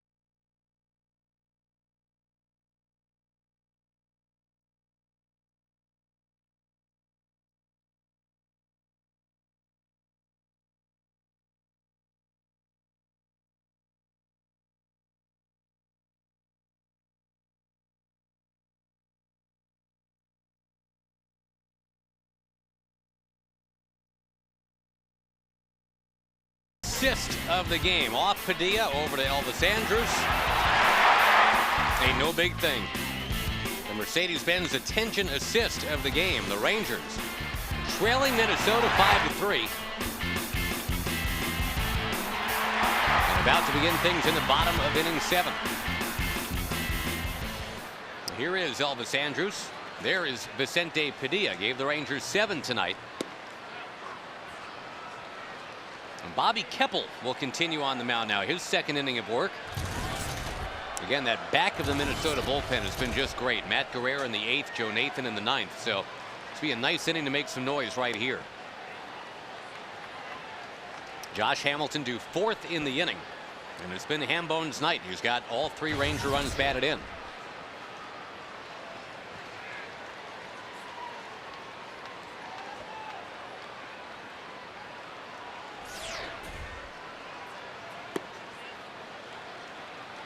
Creedy in a bit at 3rd and close to the line.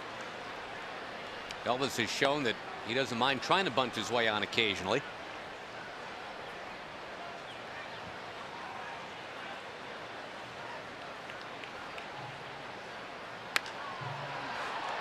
Into the big crowd it goes.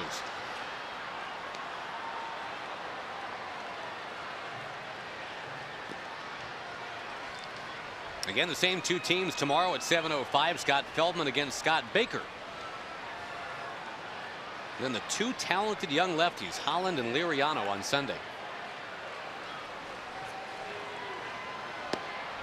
Boy, that's some kind of sinker he's throwing up there. Power sinker, huh? 91 miles an hour. The last Ranger hit was Hamilton's RBI single in the 5th inning.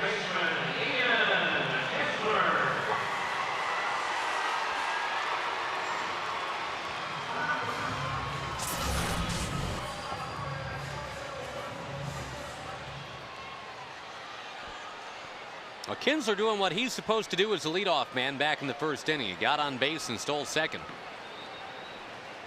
Up to 19 steals for the year to go with 20 home runs. And barring injury, 30-30 looks like a lock for Ian Kinsler. With a big push, 40-40 is not out of the question.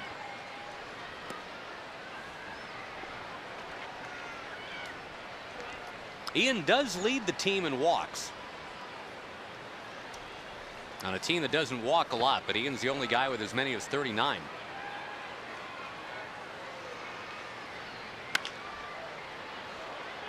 Yanks that one foul against Keppel.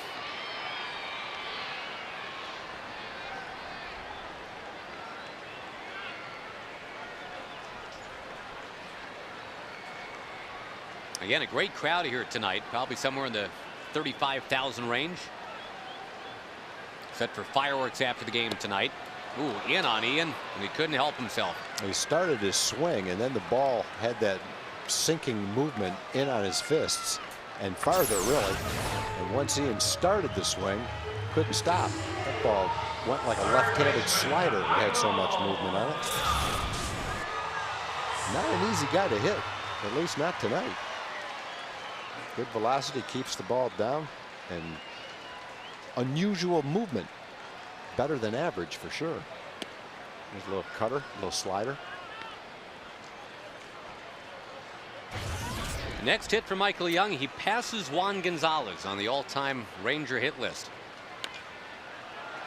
That is a fair ball. And one all-star throws out another. Mauer gets Young. And the Rangers go in order against Bobby Keppel again. 5-3 at the end of 7.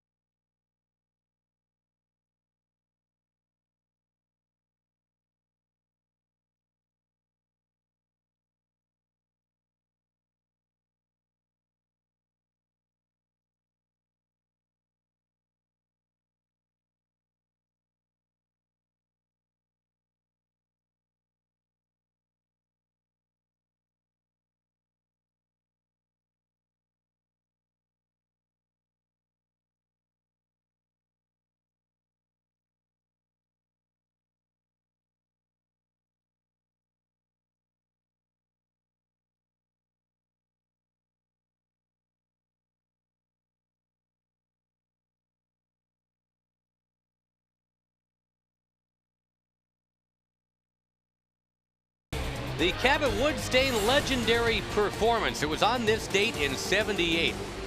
Doc Medich got credit for saving the life of that 61-year-old man who had the heart attack before the game in Baltimore.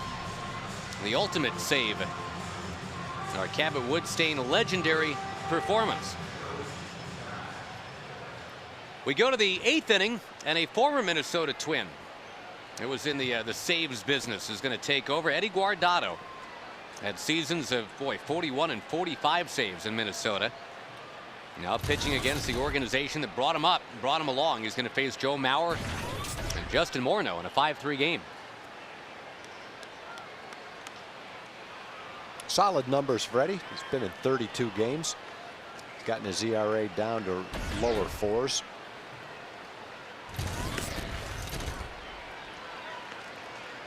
Pours the first one into Mauer, who's got one more hit tonight. And a .373 average for the year, best in the majors.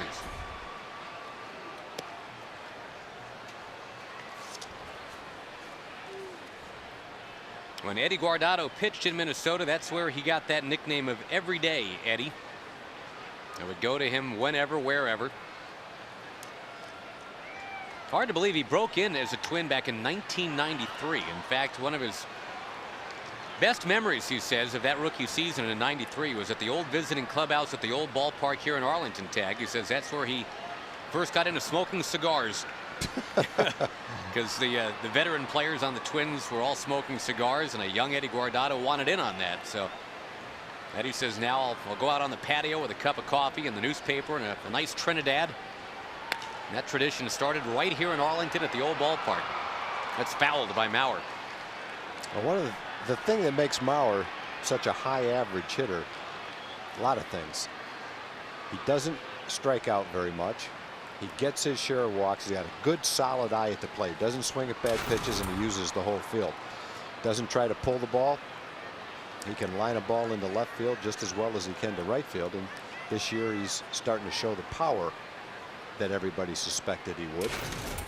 Hadn't shown in his first few years, but this year, even though he's missed 20 or 25 games, he still has 15 home runs. First time he's had that many home runs. That's what everybody was. I mean, it's not just his Mauer and power rhyme, you know, but it made sense. People were saying this guy at some point is going to find that home run hitting ability, and already, like you say, 15 homers in a season where he missed the entire month of April, recovering from that kidney problem during the offseason.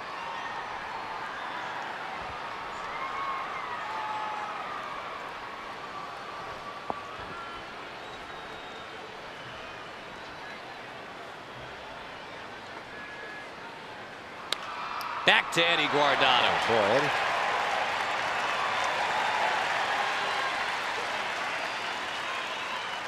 And now the next challenge is Morneau. First baseman Justin Morneau.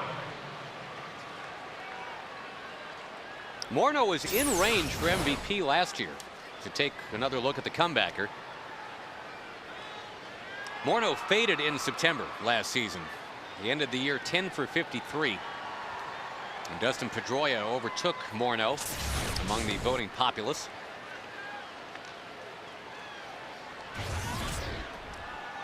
And he was the MVP back in '06.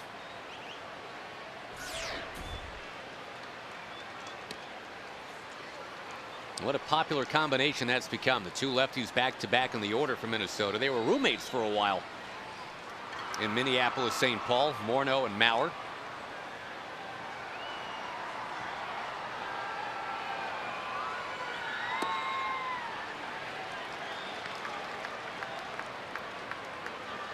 Pretty talented condo right there, doing each other's dishes.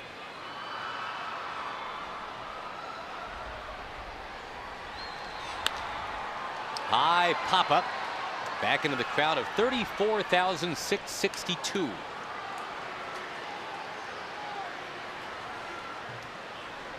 Darren O'Day, maybe the ultimate first half surprise, pleasant surprise for the Rangers getting ready.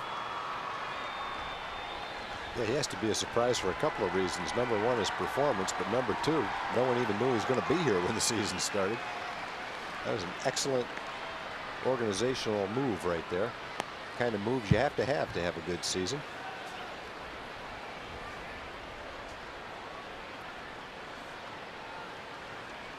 Another payoff pitch from Guardado, and this time a walk.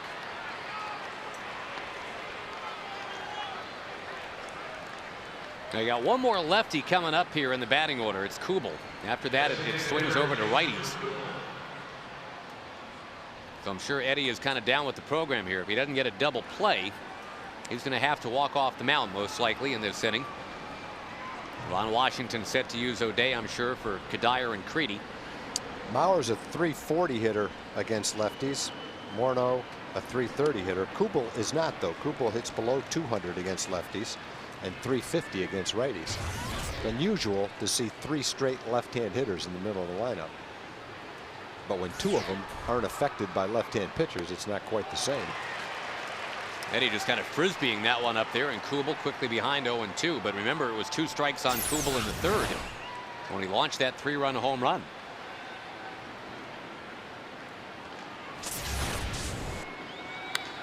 There's that potential ground ball double play. 4, 6, 3.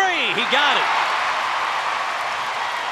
One twin killing after another, literally, tonight. 4 double plays Minnesota's hit into. It stays 5-3.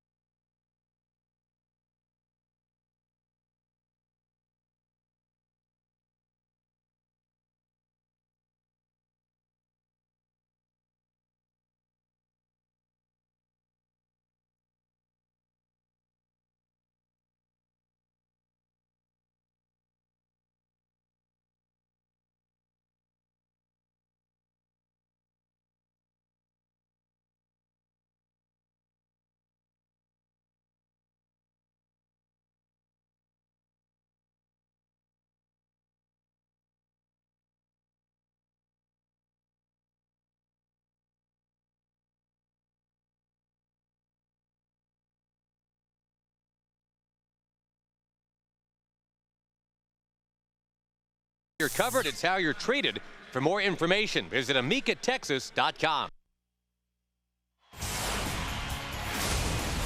Now, as for what you missed tonight, as the Rangers and Twins are having at it, Josh Hamilton with his first home run since May. Now, he's got 2 other hits in this game. Remember, he had one in the All-Star game in St. Louis.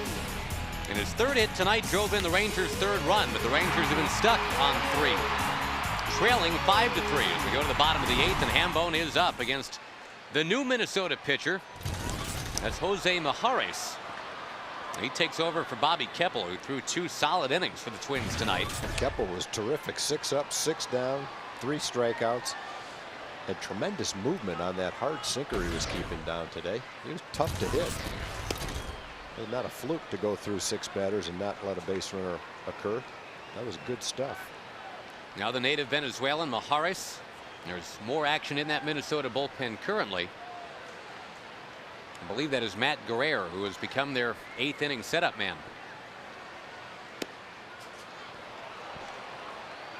That is Matt Guerrero back there.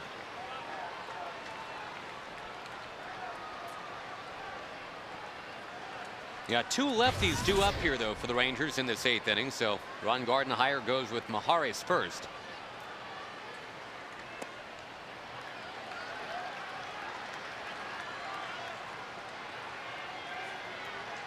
The Rangers came in having won 5 straight here at home. Being tested tonight by Minnesota. They got the 5 very decent innings from Glenn Perkins tonight. Now the bullpen looking to take over. Strike 3 called to Hamilton.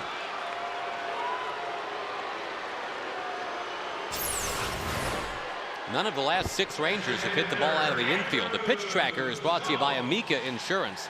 It's not just how you're covered, it's how you're treated.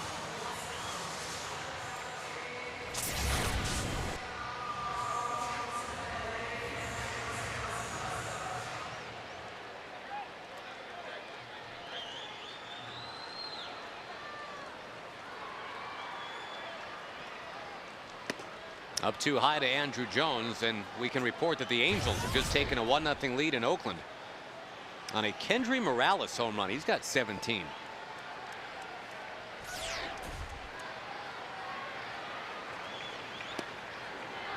Off speed, a good one. Strike to Andrew.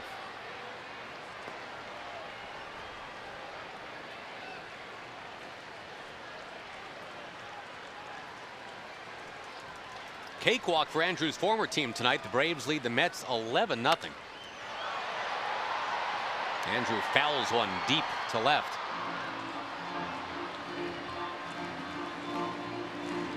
Giants and the Pirates are tied 1-1 in the 10th inning. And as we've talked about, Tag, the Giants with the pitching they've got, it'll be a pretty decent bet to be right there towards the end for the wild card. You got a big lead in the wild card race right now. They're 10 games over. Only one team in the National League is 3 games over. Jones trying to dunk it in the left. He's got it. And Blaylock comes up as a tying man. That breaks an 0 for 17 for Andrew. Blaylock comes up, but first we check in with John Radigan. Yeah, Josh, almost a perfect night here at Rangers Ballpark in Arlington. Temperature a little lower, almost a cool breeze blowing. Almost a perfect night for Josh Hamilton. Almost a perfect crowd of nearly 35,000. They got fireworks tonight. There's only one thing lacking at this point. Maybe the comeback will be complete. Even if it's not, though, we got plenty for you on Rangers Live, including the conclusion of our first ever attempt at introducing to you the batting stance guy. That's coming up after the game. It's Rangers Live, a complete post-game report right after what we hope will be a comeback victory, guys. I wish we could preview batting stance guy with one of these Ranger hitters right now. It's a fascinating thing. Have you seen that, Ted? Yeah. Yep. It's pretty good. The guy's got Blaylock down. He's got Murphy down. He's got Hamilton down. Check it out after the game.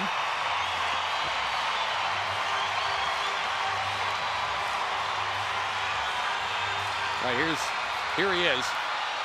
Guess the stance. Who are we looking at? That's an easy one. Well, he hit it out, so. That's an Ian Kinsler right there. Got the facial expressions and everything.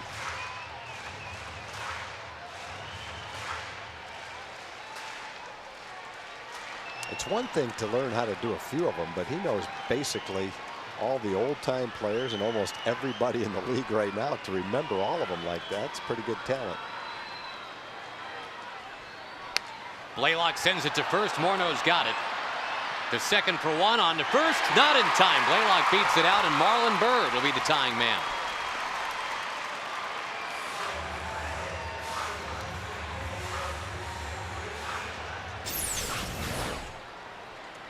Trying to turn the double play to get the Twins completely out of the inning. They couldn't do it, and now the call will go to Matt Guerrero. That was a good slide by Andrew Jones.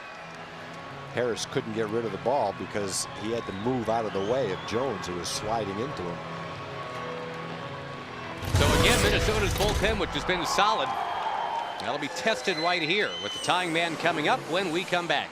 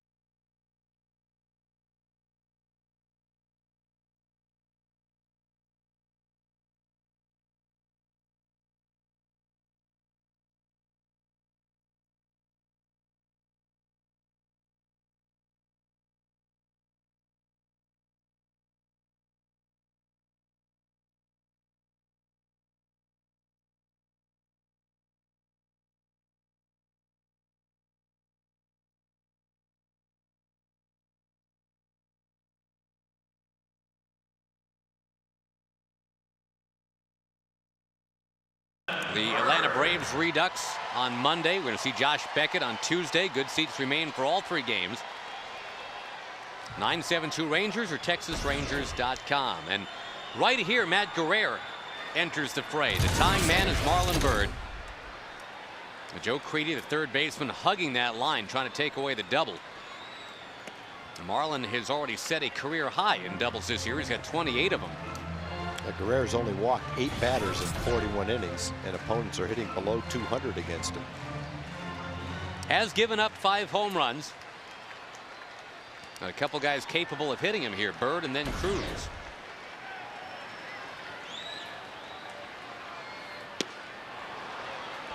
Marlon hitless in his career against Guerrero, 0 for 3 with a couple of punch-outs. He was 0 for 3 tonight.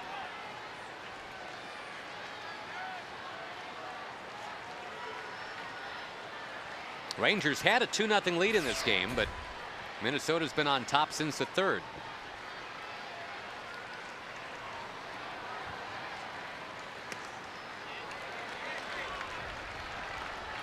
If Marlon can just wheedle his way on base to set it up for Nelly Cruz, that would absolutely get the fans involved.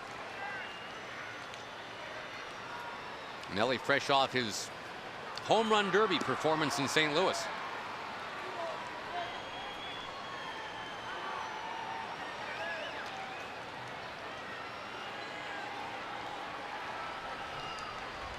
Nothing in yet to Marlon.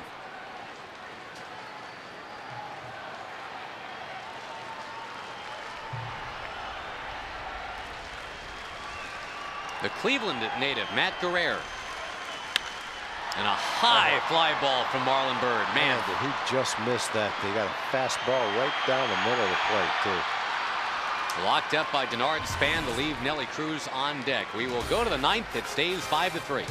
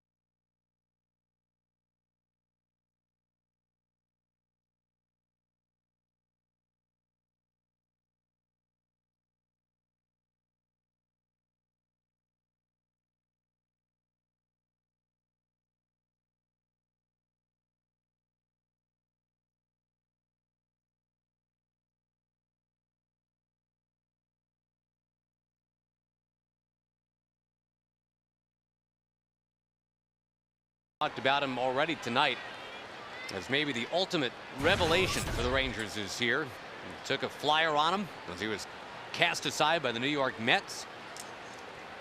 And what an important part of this club he's become. He's going to open up with Michael Kadire for a strike.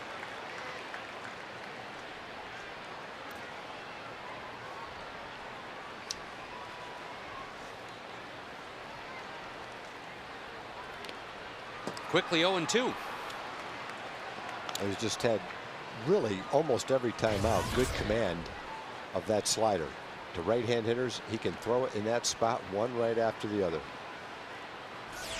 Make it tail away to where it's really tough to hit, but still at the same time, if they take it, catch the outside corner.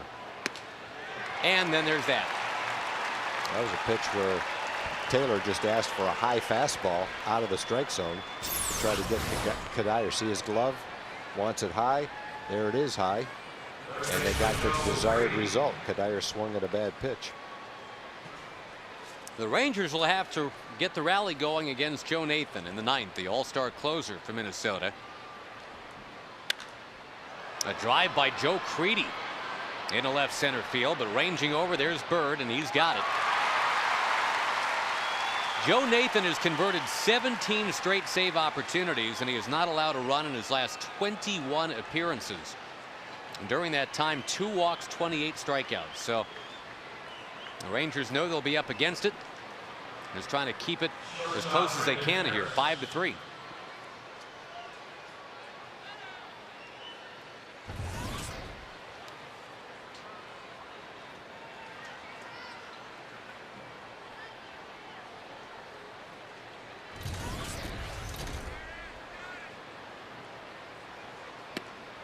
Strike one to Brendan Harris. It's been nothing but strikes from Darren O'Day.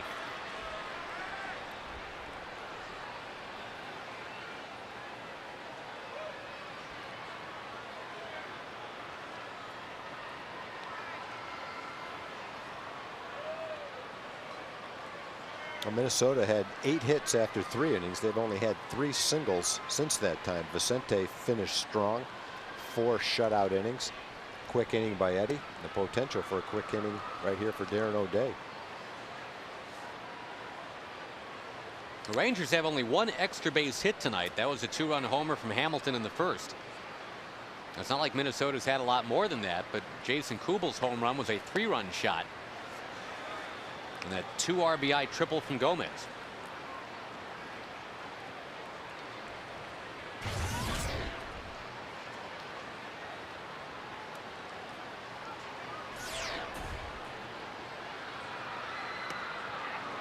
Still 1-0 Angels over the A's in the second inning on the Kendry Morales home run. Also on the West Coast, the Astros lead the Dodgers tonight 4-0. Miguel Tejada going deep in the first inning.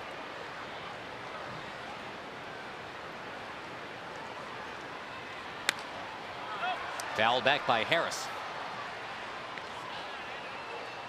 Now the White Sox now have another homer from Jim Thome. That's 2 tonight, 16 for the year. The White Sox still in that AL Central race, leading Baltimore 10-5.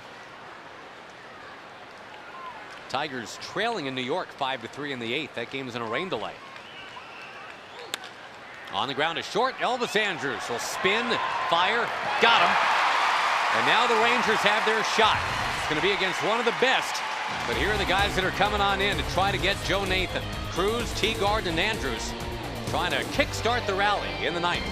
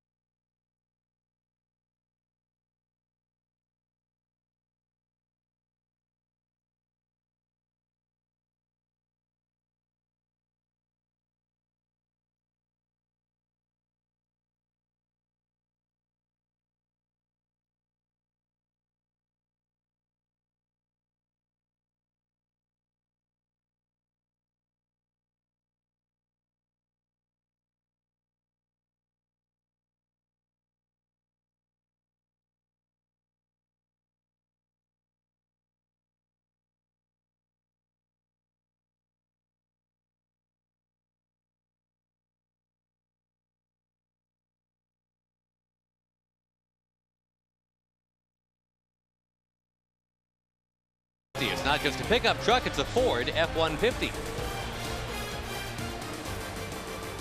Well, last year, the Rangers, right after the All-Star break, had to take on Glenn Perkins and the Minnesota Twins. They lost 6-0.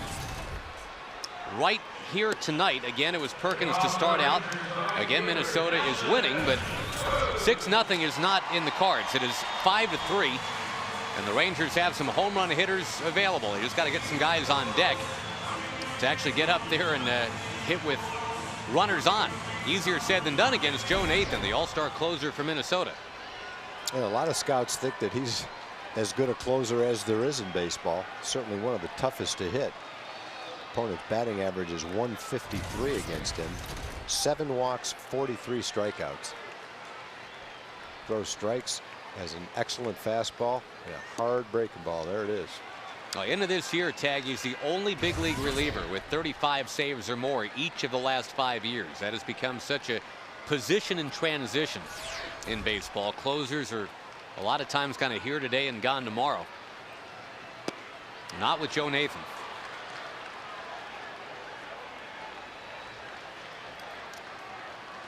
David Murphy has come out on deck for Teagarden. The good news is, if you're a Ranger fan, the Rangers are the team that he has struggled the most against in his career. That one's called a strike to Cruz.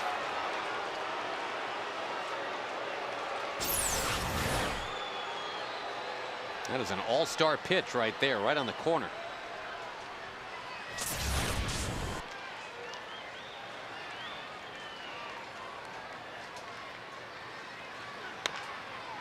Back to the mound, and Joe Nathan will throw out Nelson Cruz.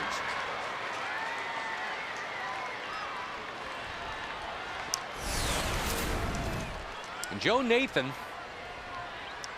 it's maybe a dead ringer for Shaggy from Scooby-Doo. On the mound, he is almost untouchable. At 1.3 ERA this year, that leads American League relievers.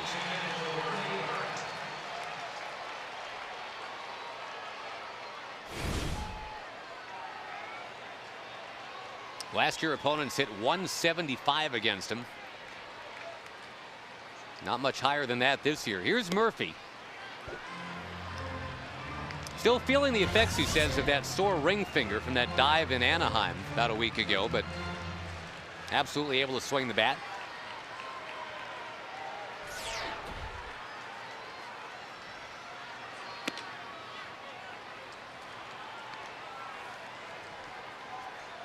After Murphy, it's Andrus, and if the Rangers can get it that far, it would be Kinsler coming up.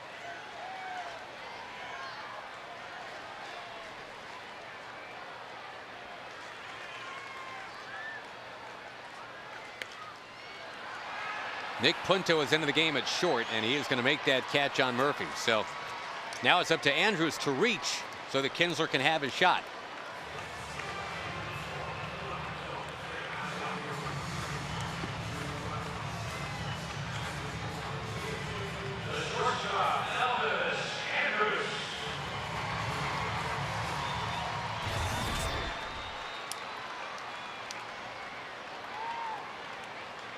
A good challenge for a 20-year-old kid who's never faced Nathan before. Not easy for a seasoned veteran to hit him, but look at that. The 20-year-old did the smart thing, and that swing at the first fastball that's a strike. And don't let him get into a situation where he can throw you that hard breaking ball that's so tough to hit. Well, now Ian Kinsler has his chance. Ian started the night with a single and a steal. Has gone 0 for 3 since.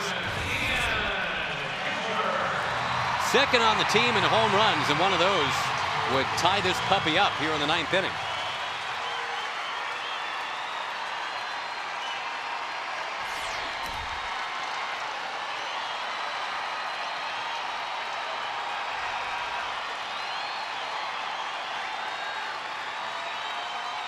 Andrus goes. He's not going to even be challenged. He's going to coast into second base as strike one is taken.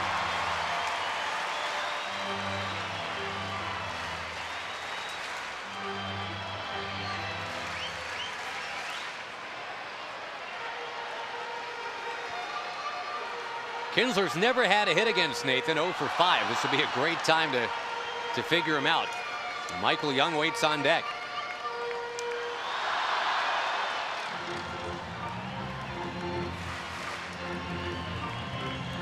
We'll need a little fireworks show preview right here. Big crowd of about 35,000. Trying to will the Rangers to find a way here in the 9th against Nathan.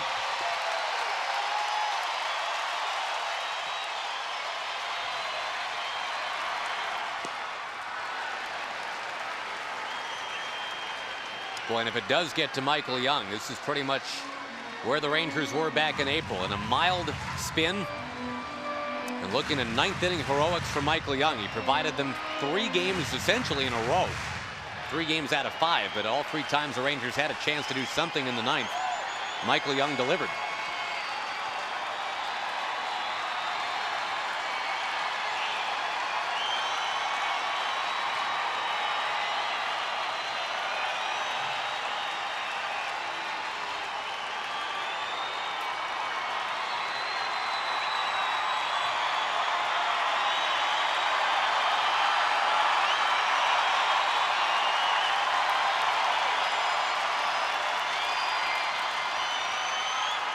Kinsler lines it, but foul. And the Rangers down to their last strike tonight. That's a good hard breaking ball that Nathan likes to throw. It's a pretty good pitch. It's down anyway. He had a good swing at it, just pulled it foul. And Nathan's far from the one-pitch pitcher. He's also got a really good fastball. Hard breaking ball and a good fastball.